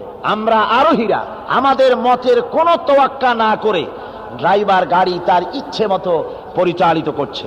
কেউ এটাকে নিয়ে যাচ্ছে সমাজতন্ত্রের দিকে, কেউ নিয়ে ছুটছে ধর্ম নিরপেক্ষতাবাদের দিকে, কেউ ছুটছে পুঁজিবাদের দিকে, কেউ ছুটছে জাতীয়তাবাদের দিকে, কেউ ছুটছে ইঞ্জিনটা নিয়ে ধর্ম নিরপেক্ষতার দিকে। এখন আমরা এই যে যাত্রীরা এর মধ্যে বসে আছি, আমরা যতই চিৎকার করি এই চিৎকারে কোনো ফায়দা কি বলেন হবে নাকি? কোনো ফায়দা হবে না। যেহেতু এই পৃথিবীর রেলগাড়িটার ইঞ্জিন যাদের হাতে, ওরা এই পৃথিবী চালাচ্ছে মন মস্তিষ্ক প্রসূত জ্ঞান দিয়ে। আর সেই জ্ঞান হলো অত্যন্ত সীমিত, জ্ঞান অত্যন্ত সীমিত। তাদের কাছে ভবিষ্যতের কোনো জ্ঞান নাই। আছে ভবিষ্যতের জ্ঞান? নাই। তাদের অতীতের জ্ঞান, অতীত ভুলে যায়। ভবিষ্যৎ জানে না, বর্তমান সম্পর্কে সিদ্ধান্ত নিতে গিয়ে ভুল করে, তাদের জ্ঞানের পরিধি হলো এই পর্যন্ত। এতটুকুন জ্ঞান নিয়ে তারা পৃথিবী চালাচ্ছে। ধর্মীয় জ্ঞান বলতে গেলে একেবারে জিরোর কোঠায় যারা এই পৃথিবী বর্তমানে পরিচালিত করছেন। ঠিক না বেঠিক বললাম? ধর্মীয় জ্ঞান তাদের এতই সীমিত, ওই সেই স্কুলের সেই ছেলেটির মতো যে ইন্সপেক্টর গিয়েছে স্কুল পরিদর্শন করতে, এখন ছেলেদের কাছে জিজ্ঞেস করছে, মাস্টার তোমাদেরকে কোন সাবজেক্ট পড়াচ্ছেন? ওরা বলল আমাদের কি ইতিহাস পড়ানো হচ্ছিল। ইন্সপেক্টর বলল ঠিক আছে, আমি সেই ইতিহাস থেকেই প্রশ্ন করব, দেখি তোমরা কতদূর শিখেছো। প্রশ্ন করছেন ইন্সপেক্টর সাহেব, বলো তো ছেলেরা, চীনের প্রাচীর কে ভেঙেছে? তো জবাব দিতে পারছে না। তুমি বলো, কেউ পারে না। এখন ওই বেঞ্চের কোনায় বসা যে ছেলেটি, সে চিন্তা করতেছে আল্লাহ কেউ তো স্বীকার করে না, এখন তো এই মুসিবত আমার মাথায় চাপবে শেষ পর্যন্ত। ইন্সপেক্টর তাকে জিজ্ঞেস করে চাই, ছেলে বলতো চীনের প্রাচীর কে ভেঙেছে? কয় যে স্যার, এই পাড়ায় দুষ্ট হিসাবে আমার যথেষ্ট সুখ্যাতি আছে, কিন্তু চীনের প্রাচীর ভাঙার মতো দুষ্কর্ম আমি করি নাই। ইন্সপেক্টর সাহেব খুব রেগে গেলেন, মাস্টারের দিকে কটমট করে তাকিয়ে আছেন। মাস্টার বলছেন স্যার রাখবেন না, এই ক্লাসের ছেলেরা তো আমারই ছাত্র, আমি তো জানি এদের স্বভাব চরিত্র, চীনের প্রাচীর ভাঙার মতো কুকাম আমার ছেলেরা কেউ করে না। ইন্সপেক্টর রেগে রুমের থেকে বেরিয়ে চলে গেলেন হেডমাস্টারের রুমে। ইন্সপেক্টরের মুখ মলিন দেখে হেডমাস্টার বলছেন, স্যার আপনার মুখ মলিন কেন, এত রাগ কেন? রাখবো না, তোমার স্কুলের ছাত্রদের জ্ঞানের পরিধিয়েই আর তোমার মাস্টারের জ্ঞানের পরিধিয়েই। হেডমাস্টার বলছে স্যার আপনি রাগ করবেন না, খাসি জবাহ করেছি, আপনাকে হাদিয়া তোবার ব্যবস্থাও রাখছি, রাখবেন না। এই স্কুলের কোন ছাত্র এ কাম করে নাই সেটা আমিও বলতে পারি, তবুও যদি আপনার অসন্তুষ্টি না যায়, তাহলে চীনের প্রাচীর পুনর্নির্মাণ করার জন্য যে চাঁদা লাগে আমি তাতে কিছু অংশগ্রহণ করব, তবু আপনি রাগ করবেন না। আমার ভাইরা, এই স্কুলের ছাত্র থেকে শুরু করে হেডমাস্টার পর্যন্ত জ্ঞানের বহর যে ধরনের, আজকের পৃথিবীর ইঞ্জিনগুলি যাদের হাতে রেলগাড়ি, এই পৃথিবী যারা রাষ্ট্ররূপ ইঞ্জিন হাতে নিয়ে যে সব শাসকরা চালাচ্ছে, তাদের জ্ঞান ঠিক এই ধরনের, এর থেকে বেশি কিছু না। আল্লাহ রাব্বুল আলামিনের বিধান আমাদের অনুসরণ করতে হবে। মানুষের সব সমস্যার সমাধান দেয়া আছে আল কোরআনে, অথচ আমরা দুনিয়াবী স্বার্থের জন্য অনেক সময় বিপথে পরিচালিত হই। এ সম্পর্কে বলছেন হযরত মাওলানা দেলোয়ার হোসাইন সাঈদী। ক্যাসেটটির প্রযোজনায় সিএইচপি, পরিবেশনায় স্পন্দন অডিও ভিজুয়াল সেন্টার, ঢাকা। এ কোরআনের ভিতরে দর্শন আছে, ফিলসফি আছে, বোটানি আছে, জুলজি আছে, পলিটিক্যাল সায়েন্স আছে, মেডিকেল সায়েন্স আছে, এর ভিতরে আপনার খতত্ব আছে, ভূতত্ব আছে, নৃতত্ব আছে, এর মধ্যে সব আছে। মেয়ে লোকের কথা আছে, প্রতিবেশীর কথা আছে, মা বাবের কথা আছে, শ্রমিকের কথা আছে, সাদা কালা মানুষের কথা আছে।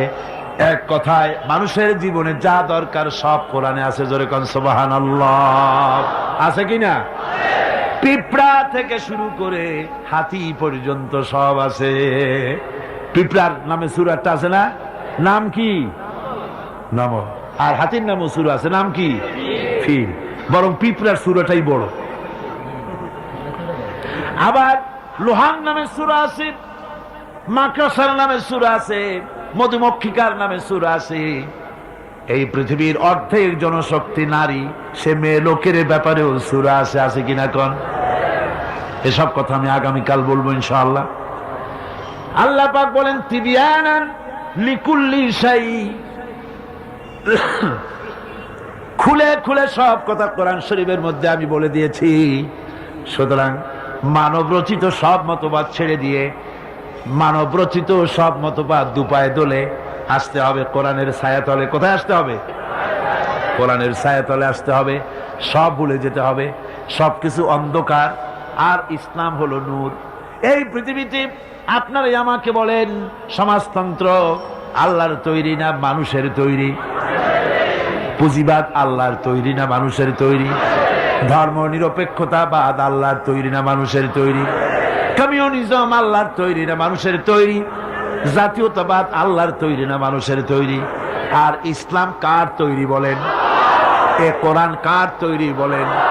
এই কোরআন শরীফের ভিতরে আল্লাহ রাব্বুল আলামিন গ্যারান্টি দিতেছেন, ফামান তাবিআ হুদায়া ফালা খাউফুন আলাইহিম ওয়ালা হুম ইয়াহজানুন। এই কোরআন যারা মেনে চলবে তাদের জন্য কোনো ভয় নাই, তাদের জন্য কোনো চিন্তা নাই। আলা খাউফুন আলাইহিম, ভয় নাই, চিন্তা নাই। কিসের ভয় নাই, কিসের চিন্তা নাই? কোরআনের আইন যে দেশ মানবে, কোরআনের আইন যে দেশ, যে রাষ্ট্র, যেই জনগণ মানবে, তাদের জন্য খাওয়া পড়া, শিক্ষা, চিকিৎসা, বাসস্থানের চিন্তা থাকবে না।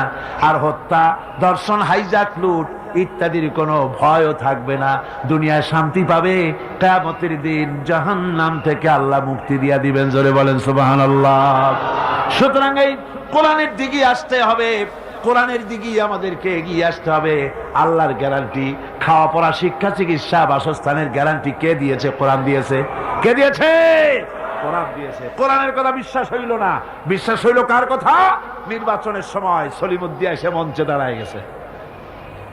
একজন, উনি দাঁড়াবার আগে একজন এসে বলল, ভাইয়ের আমার, বোনের আমার, এতক্ষণ ধরে যার বক্তব্য শোনার জন্য প্রচন্ড রৌদ্রের ভেতরে প্রতীক্ষায় ছিলেন, ইনি সেই গরিবের বন্ধু, শ্রমিকের শত্রু, নাকি জানি জনগণের কলিজার টুকরা, কৃষকের নয়নের মণি, সাধারণ মানুষের ঘিলুর চামড়া, অমুক চেরাগালী সাহেব।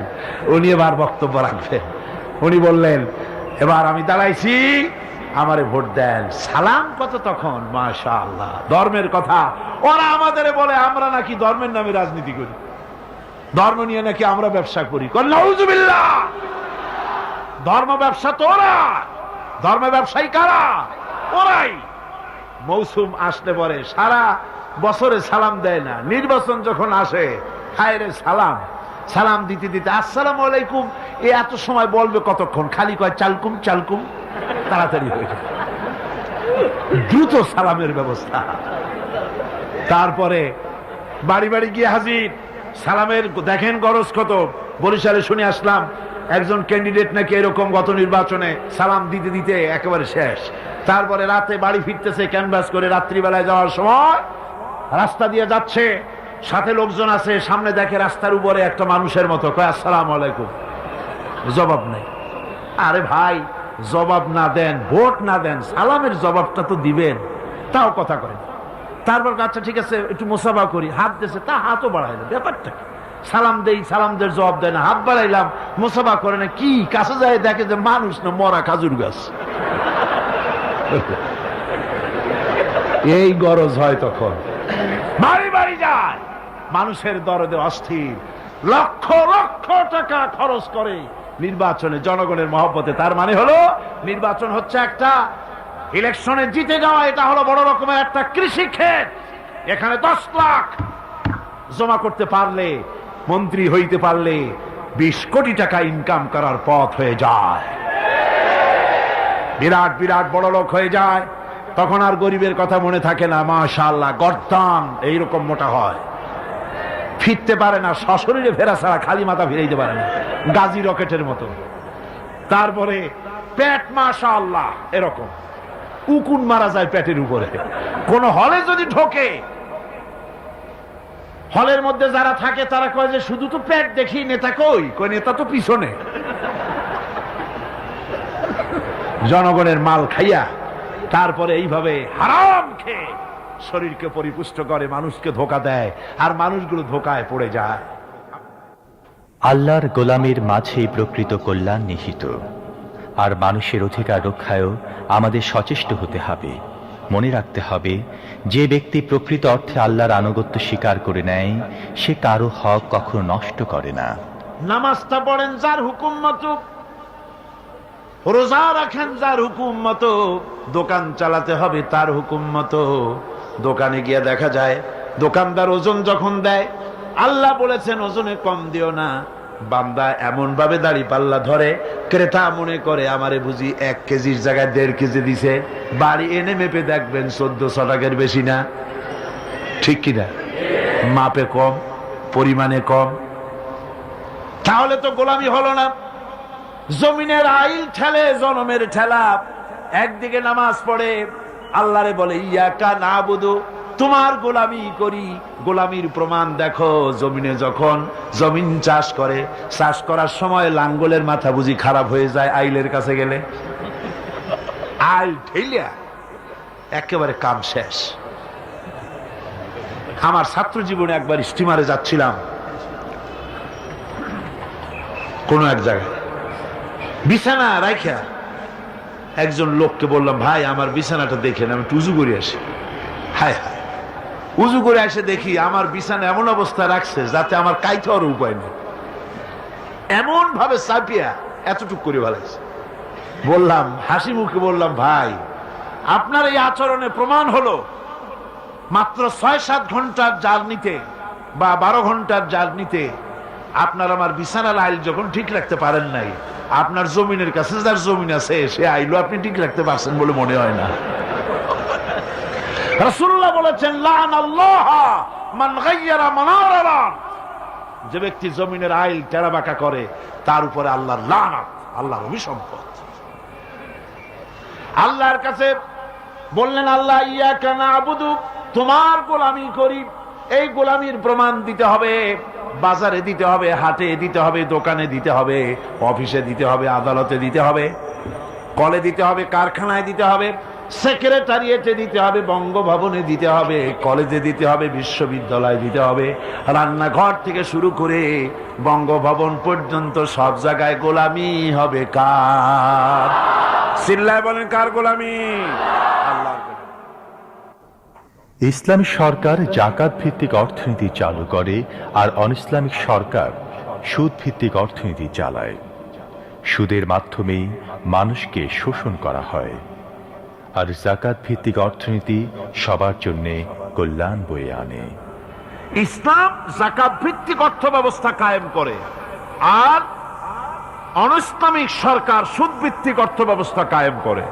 যাকাত আর সুদের মধ্যে পার্থক্য কি? যাকাত হচ্ছে, এক কথায় বুঝাই, ব্যাখ্যা দেব না, এক কথায় বুঝাবো। যাকাত হচ্ছে ধনীদের কাছ থেকে নেও, গরিবদেরকে দাও। আবার শুনুন, যাকাত হচ্ছে ধনীদের কাছ থেকে নাও, গরিবদেরকে দাও। আর সুদ হচ্ছে গরিবদের কাছ থেকে নাও, ধনীদেরকে দাও। টাকায় টাকা টানে, একজনে শুনছিল টাকায় টাকা টানে, সে মনে করলো কেমনে টাকায় টাকা টানে। তারপরে সে এক ব্যাংকের সামনে গিয়ে অনেক টাকার মধ্যে নিজের একটা টাকা ছুঁড়ে মেরেছে। ঘন্টা 2 দাঁড়ায় আছে, দেখে যে তার টাকা আসে না। তখন ব্যাংকের দারোয়ান এসে পিছন থেকে গলাটা ঠেসে ধরছে, বেটা তুমি চোর নাকি, না হাইজাকার, না মাস্তান, না সাদাবাজ? কয় যে না, আমি এর কোনোটাই না। তাহলে এই পজিশন নিয়ে দেখতেছো কি? কয় যে আমি শুনছিলাম টাকায় টাকা টানে, সেজন্য আমার পকেটে একটা টাকা ছিল, ওই যে কেশিয়ার টাকাগুলি গুনতেছে ওইখানে মারলাম, দেখেনি টাকা, আমার টাকায় কিছু টাকা টাইনে আনে। এতক্ষণ দাঁড়ানো, আমার টাকা তো টানলই না, আমার যে একটা টাকা তাও আসে না।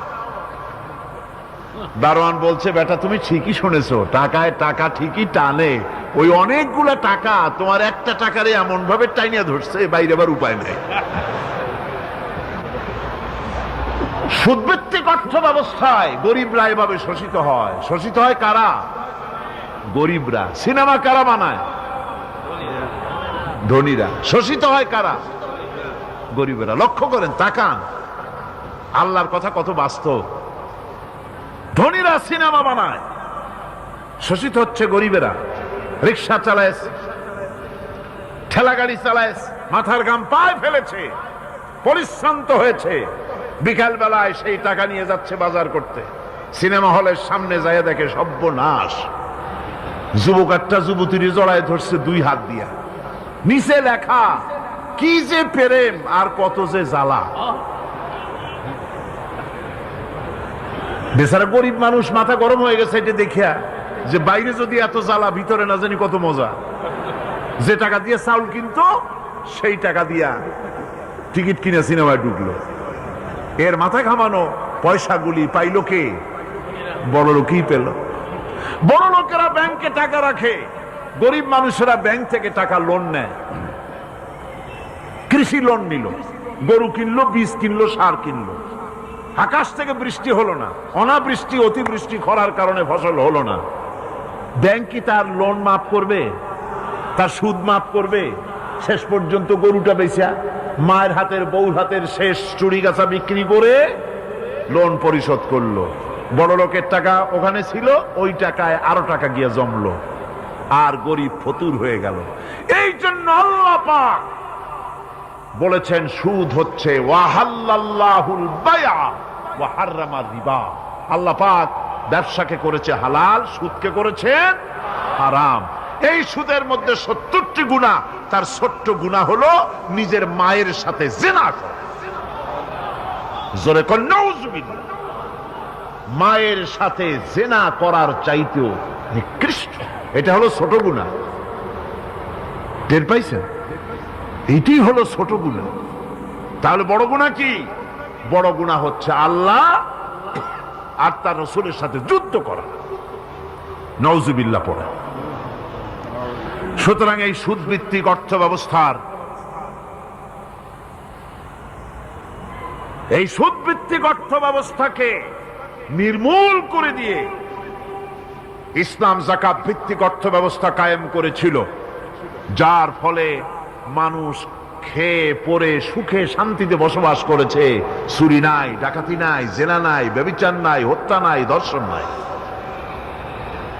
এমন এক সময় এসেছিল কোরআনে কারিমের বরকতে, যাকাত ভিত্তিক অর্থনীতির বরকতে, এমন এক সময় এসেছিল ময়দানে ঢোল পিটানো হতো বাজারে বাজারে, যাকাত কে নেবে, যাকাত কে নেবে, যাকাত কে নেবে।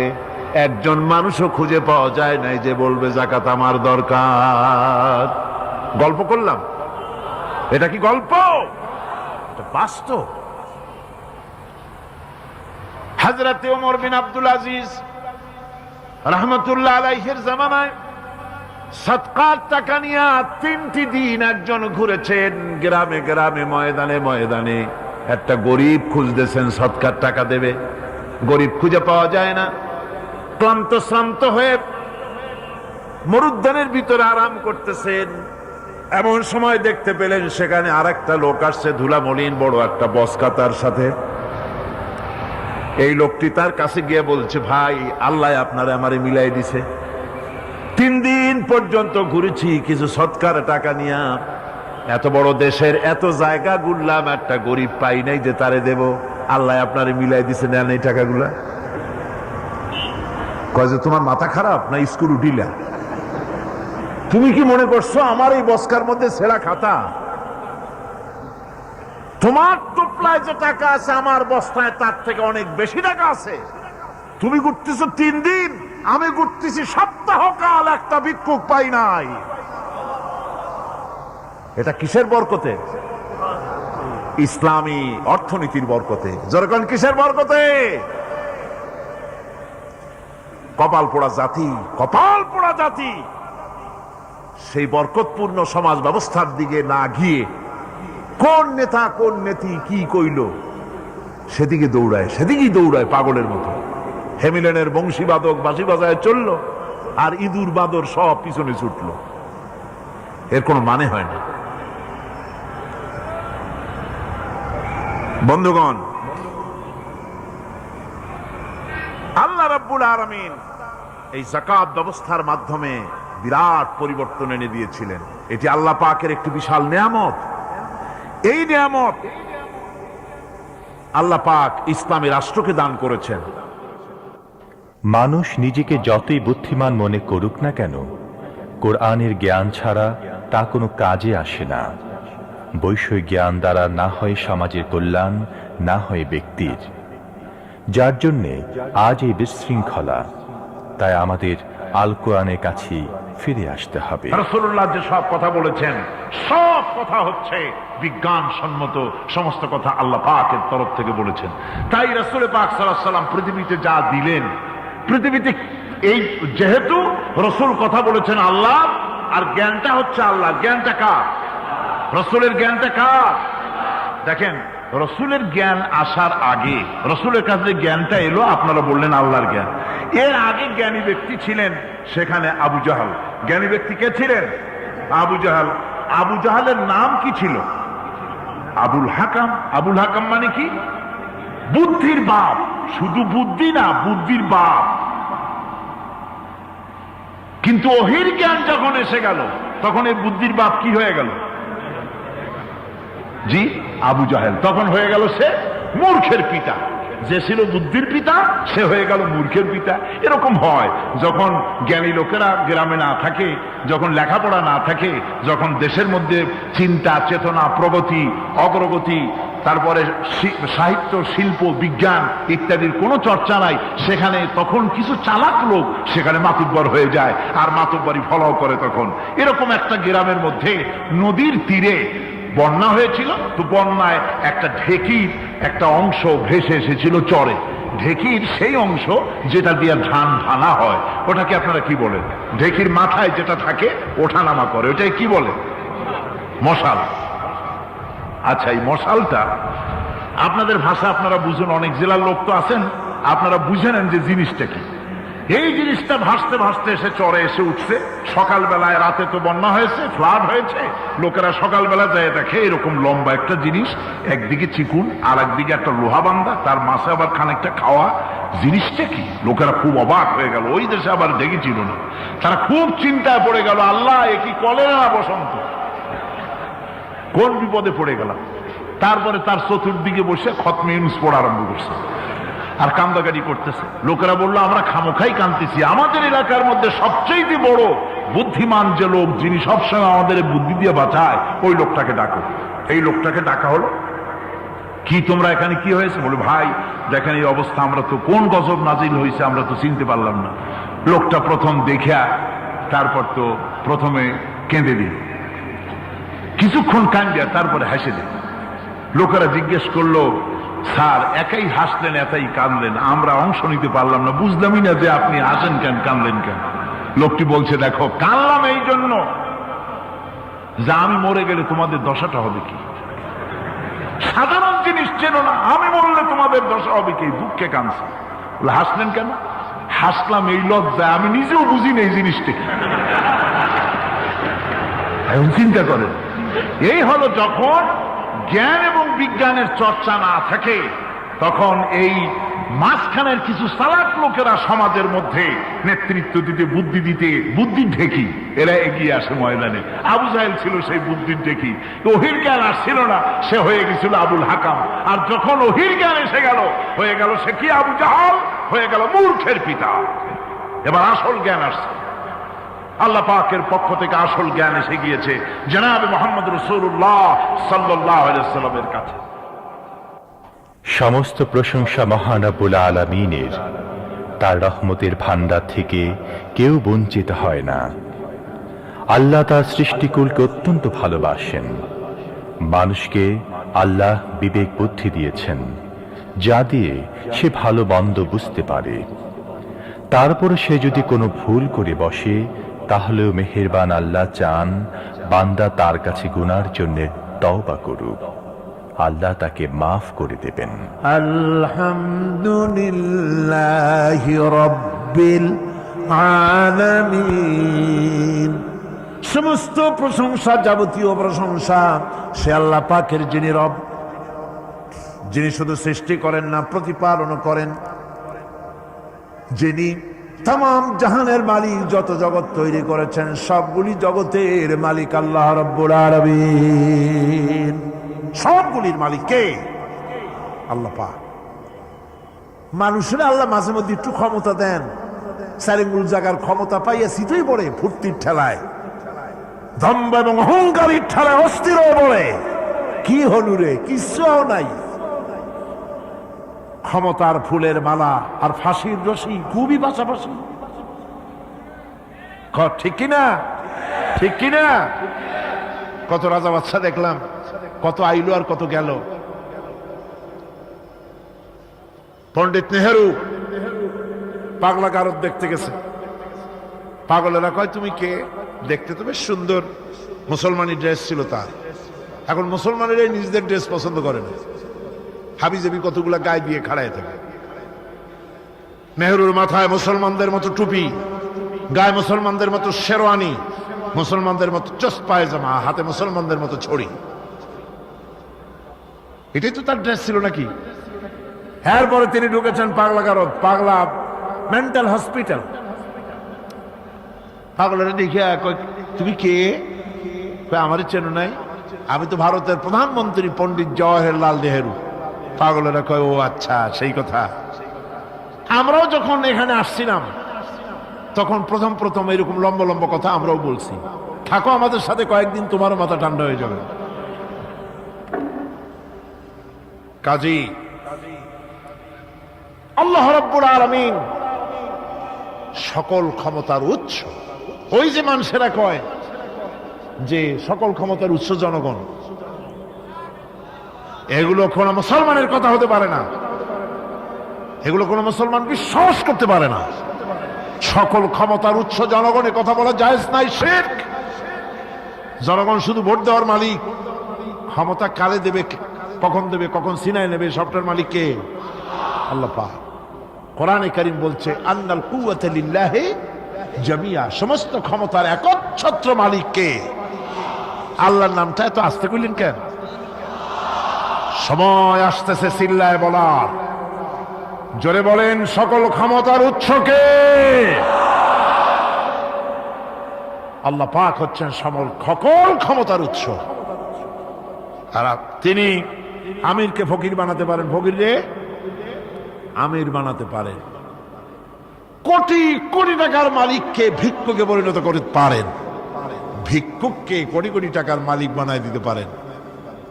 পথের লোককে ধরে প্রেসিডেন্ট, প্রধানমন্ত্রী বানায় দিতে পারেন। আবার যখন গদ্দারি করবে আর আল্লাহ যখন নারাজ হবেন, তখন ক্ষমতার মসনদ থেকে সরিয়ে জেলখানার মধ্যে ঢুকিয়ে প্রয়োজনে ফাঁসির মঞ্চ চড়িয়ে দিতে পারেন। তার নাম কি? ওই আল্লাহ রাব্বুল আলামিনের সূরা ফাতিহা থেকে আমরা বললাম আলহামদুলিল্লাহি রাব্বিল আলামিন আর রহমানির রহিম মালিকি ইয়াউমিদ্দিন। তিনি পরম দাতা এবং দয়ালু। আর রহমান আর রহিম দুটোই সমর্থবোধক শব্দ। তবে রহমান হচ্ছে, রহমান বলা হয় তাকে, আল্লাহ পাক যিনি রহমান, তার দয়া। রহমান নামের ব্যাখ্যা হচ্ছে এই যে তার দয়া পৃথিবীতে সকলের জন্য এবং কিয়ামতে শুধু মুমিনদের জন্য। কথাটা বুঝেন, কথাটা বুঝুন। আর রহমানু যুর রাহমাতি শামিলাতি বিজামিল খালায়েক ফিদ দুনিয়া ওয়াল মুমিনিনা ফিল আখিরাহ। রহমান তার দয়া দুনিয়ায় পাবে সকলেই, আর কিয়ামতে পাবে শুধু মুমিন। আর রহিম,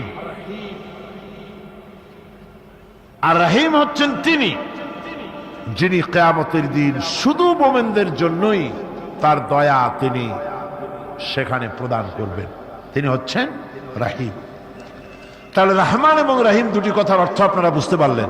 রহমান হলো দুনিয়া এবং আখিরাতেও, দুনিয়া সবাই পাবে, আখিরাতেও শুধু মুমিনরা পাবে। আর রহিম হলো কিয়ামতের দিন শুধুমাত্র মুমিনদের জন্য। আল্লাহ রাব্বুল আলামিন দুনিয়ার সমস্ত সৃষ্টি জগতের জন্য রহমান এই জন্যে যে তার কাছে কোনো আপন পর নাই। যে ব্যক্তি নামাজ পড়ে, রোজা করে, হজ করে, যাকাত করে, সেও যেমন পায়। যে ব্যক্তি নামাজ, রোজা, হজ, যাকাত করে না, নাফরমানি করে, বেঈমানি করে, আর যে ব্যক্তি মদ খায়, জুয়া খেলে, শয়তানি করে, বদমাশি করে, আল্লাহকে অস্বীকার করে, তাকেও আল্লাহ রাব্বুল আলামিন নিয়ামত থেকে বঞ্চিত করেন না। ঠিক কিনা? বরং আমরা দেখি নিয়ামত ওরাই পায় বেশি, নামাজি, রোজাদার, পরেজগার, তাহাজ্জুদ গুজার। সামান্য সামান্য পায়, বাড়ি নাই, ঘর নাই, মামলা মকদ্দমা না খাওয়া ইত্যাদিতে কষ্ট করে, আর নামাজ রোজা হজ যাকাত কিছুই করে না, টাকা পয়সা যে কত গুনিয়াও কুলাইতে পারে না, ঠিক কিনা কন? এই যে তারা বেশি পেল, এই বেশি পাওয়া আল্লাহ রহমত করে দেন নাই, দয়া করে দেন নাই। যেহেতু এই পৃথিবীর কোনো দাম আল্লাহ রাব্বুল আলামিনের কাছে একটা মশার দানার তুল্য, এর কোনো মূল্য আল্লাহ পাক দেন না। এই জন্য কাফেরদেরকে আল্লাহ পাক সব ছেড়ে দিয়েছেন। আল্লাহ পাকের এই পৃথিবীর দাম যদি একটা মশার দানার তুল্য যদি আল্লাহ পাক এই পৃথিবীর মূল্য দিতেন, তাহলে কাফেরকে এক ঢোক পানি আল্লাহ রাব্বুল আলামিন গিলতে দিতেন না, কোনো দাম নাই। তবে ওরা যে পাচ্ছে, টাকার অভাব নাই, বাড়ির অভাব নাই, গাড়ির অভাব নাই, জায়গার অভাব নাই, সম্মানের অভাব নাই, নামাজ পড়ে না, রোজা রাখে না, জেনা ব্যভিচার মদ জুয়া সমানে চালাইতেছে, 180 মাইল বেগে চালাচ্ছে, তারপরে ওই সব পায়। এর দ্বারা বোঝার কারণ নাই যে আল্লাহ বুঝি খুব ভালোবাসা দিচ্ছে, তা না। ওই যে আমি খাসি এবং গাধার একটি রূপক কথা আপনাদের শোনাই। একজনের একটা খাসি ছিল আর একটা গাধা ছিল। লোকটি প্রতিদিন খাসিটাকে যত্ন করে আর গাধাকে যাওয়ার সময় একটা থাপ্পড় মেরে চলে যায়। খাসি কয়, গাধা তুই আসলেই গাধা। গাধায় কয়, খাসি তুই আমারে গাধা বললো, আমি গাধা না বললো গাধা, কিন্তু আমারে তুই এত গালি দিয়ে কোষ কেন? খাসি কয়, দেখো না মালিক আমারে কত যত্ন করে, প্রত্যেক দিন গোসল করায়, তিসি খাওয়ায়, ভুসি খাওয়ায়, যত্ন করে, গাড়ির উপরে হাত বুলায়, আর তোমারে যাওয়ার সময় 1 লাথি, আসার সময় 2 থাপ্পড়। গাধা কয়, তা ঠিক, কিন্তু তোমার এত যত্ন কেন, তা কি তুমি জানো? কয়, না তা তো জানি না, কোরবানির চান উঠছে সেই জন্য তোমার এত যত্ন। নাফরমান যারা, তাদের সম্পর্কে কোরআন বলছে, কুলু ওয়া তামাত্তাউ, খাও পান করো, ডু ফুর্তি, নো চিন্তা। আর ওদের কথাও তাই, ড্রিঙ্ক অ্যান্ড বি মেরি, খাও পান করো, ফুর্তি করো। হেসে খেলে যদি জীবনটা চলে যায়, এ হলো তাদের থিওরি, তাদের ফিলসফি, এবং এর উপরে ভিত্তি করে তারা জীবনকে নির্বাহ করার জন্য চেষ্টা করে। আল্লাহ রাব্বুল আলামিন, তার নাম রহমান, সকলকেই দেন। আরেকটা জিনিস নজর করে দেখুন, এই পৃথিবীর মানুষেরা শুধুমাত্র নিজের আপন লোকদেরকে ডেকে ডেকে দেয়। সরকার হোক বা অন্য কোনো লোক হোক, বা প্রশাসনিক দায়িত্বশীল হোক, বা বাপ হোক, মা হোক, উস্তাদ হোক, বন্ধু হোক, প্রত্যেকেই তার আপনজনদেরকে ডেকে ডেকে, তাদেরকে ডেকে ডেকে দেয়, ডেকে ডেকে ক্ষমা করে। কিন্তু আল্লাহ রাব্বুল আলামিন এমন রহমান, তিনি সকলকেই ডাকেন, আপন পর কেউ নাই। নামাজ পড়ে না তাকেও ডাকে। আল্লাহ পাক বলেন, নামাজ ছেড়েছিস চলে আয়, রোজা ছেড়েছিস চলে আয়, জিনা করেছিস চলে আয়, সুদ খেয়েছিস, ঘুষ করেছিস, গুনাহ করেছিস, যত রকমের গুনাহ হোক না কেন, ফিরে আয়, আমার কাছে আয়, তওবা কর। তওবা করলে পরে চোখের 1 ফোঁটা অনুশোচনার পানি, হৃদয়ের সবটুকুন পাপের গ্লানি 1 ফোঁটা পানি মুছে দিতে পারে। যে জন্য বলা হয়েছে, আত-তাইবু মিনাজ যামবি কামান লা যামবা লাহু,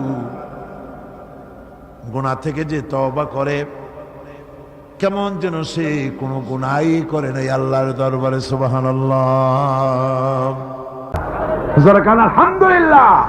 আলেমদেরকে ঐক্যবদ্ধ হওয়ার তৌফিক আল্লাহ দান করুন, আল্লাহুম্মা আমিন।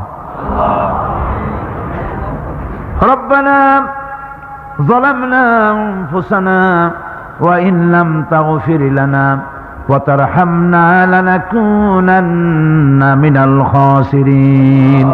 সবাই পড়েন আমার সাথে, রব্বানা যালামনা আনফুসানা ওয়া ইন লাম তাগফির লানা ওয়া তারহামনা লানাকুনান্না মিনাল খাসিরিন।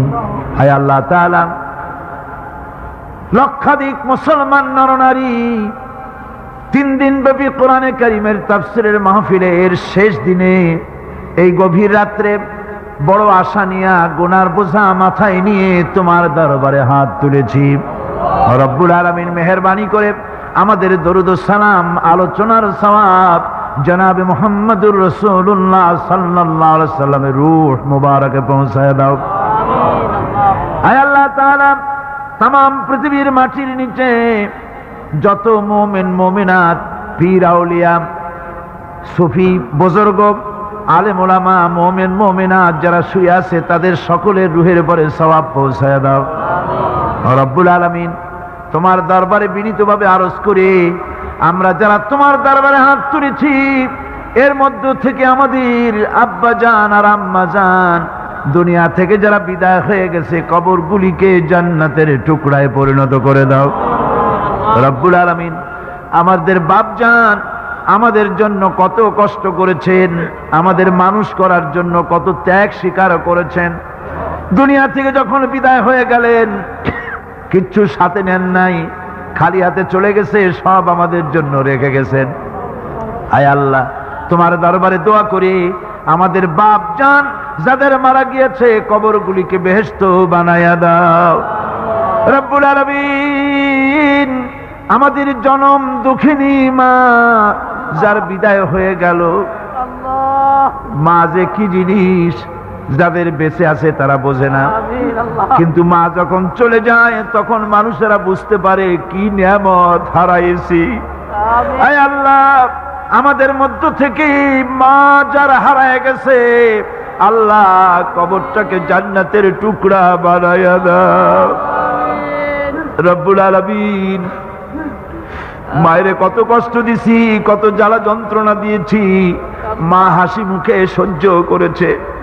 কত জালিম সন্তান আছে মা বুড়ো হয়ে গেলে পরে বদদোয়া করে, বুড়ি মরে না কেন? অথচ এই মা ছেলের যখন অসুখ হয়েছে ছেলের শিয়রে বসে থেকে সারা রাত জেগে জেগে কেঁদেছে আর বলেছে, আল্লাহ আমার জীবনের বিনিময় আমার বাসারে বাঁচাইয়া দাও। এই মা যারা দুনিয়া থেকে বিদায় হয়ে গেল বাবু, মায়েরে জান্নাতে উঠাইয়া দাও। রব্বির হামহুমা কামা রব্বায়ানি সগীরা। সকলে পড়েন রব্বির হামহুমা কামা রব্বায়ানি সগীরা। আয় আল্লাহ, আমাদের মা বাপ যাদের বেঁচে আছে সুস্থ রাখো, ভালো রাখো, ইমানের সাথে রাখো। আল্লাহ তাদেরকে সম্মান দাও, ইমানের সাথে উঠায় দিও। রব্বুল আলামিন, কোরআন হাদিস পড়িয়া মা বাপের খেদমতের ব্যাপারে যা পড়েছি হক তো কিছু আদায় করতে পারি নাই, কিয়ামতের জন্য আসামি না হয়ে যায়। আয় আল্লাহ, মা বাপের খেদমত করার তৌফিক আমাদের দাও। রব্বুল আলামিন, আমরা তোমার দরবারে হাত তুলেছি, তুমি তোমার আরশে আজিম দিয়া মতিঝিলের এই মাঠের দিকে একটু রহমতের নজরে তাকাও।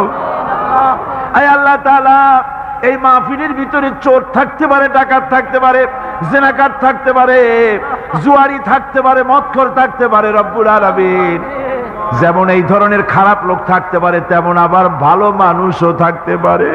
আয় আল্লাহ, তুমি দয়া করে মেহেরবানি করে আমাদের মতো খারাপ মানুষগুলা, তোমার ভালো ভালো বান্দা যারা মাহফিলে আসছে তাদের সাথে আমাদেরও চালাইয়া দাও। রব্বুল আলামিন, আমরা জানি যারা ধান বিক্রি করে ধানের মধ্যে ভুসিটা সিটাটাও বিক্রি হয়ে যায়, যারা বেগুন বিক্রি করে, তরকারি বিক্রি করে, ভালো তরকারির সাথে পোকাওয়ালা তরকারিটা বিক্রি হয়ে যায়। আয় আল্লাহ, এই মাহফিলে যত ভালো মানুষ আসছে তাদের সাথে আমাদের মতো গুনাহগার গুলিরে চালাইয়া দাও। রব্বুল আলামিন, পিছনের দিকে যদি তাকাই গুনাহ ছাড়া কিছুই দেখি না। গুনাহ করে করে জীবনটারে নষ্ট করে ফেলেছি বাবু, দয়া করে আমাদের জীবনের গুনাহ মাফ করে দাও। আয় আল্লাহ তাআলা, এই মাহফিলে যত লোক উপস্থিত হয়েছে কাউকে তুমি মাহরুম করে দিও না। সকলের ঝুলি তোমার রহমত দিয়ে আল্লাহ তুমি ভরে দাও। আল্লাহুম্মা জিদনা ওয়ালা তানকুসনা وأكرمنا ولا تهنا وأعطنا ولا تحرمنا وآثرنا ولا تؤثر علينا وارضنا وأرض عنا يا كريم يا رب العالمين। ربنا تقبل منا إنك أنت السميع العليم وتب علينا إنك أنت التواب الرحيم سبحان ربك رب العزة عما يصفون وسلام على المرسلين الحمد لله رب العالمين بحق لا إله إلا الله محمد رسول الله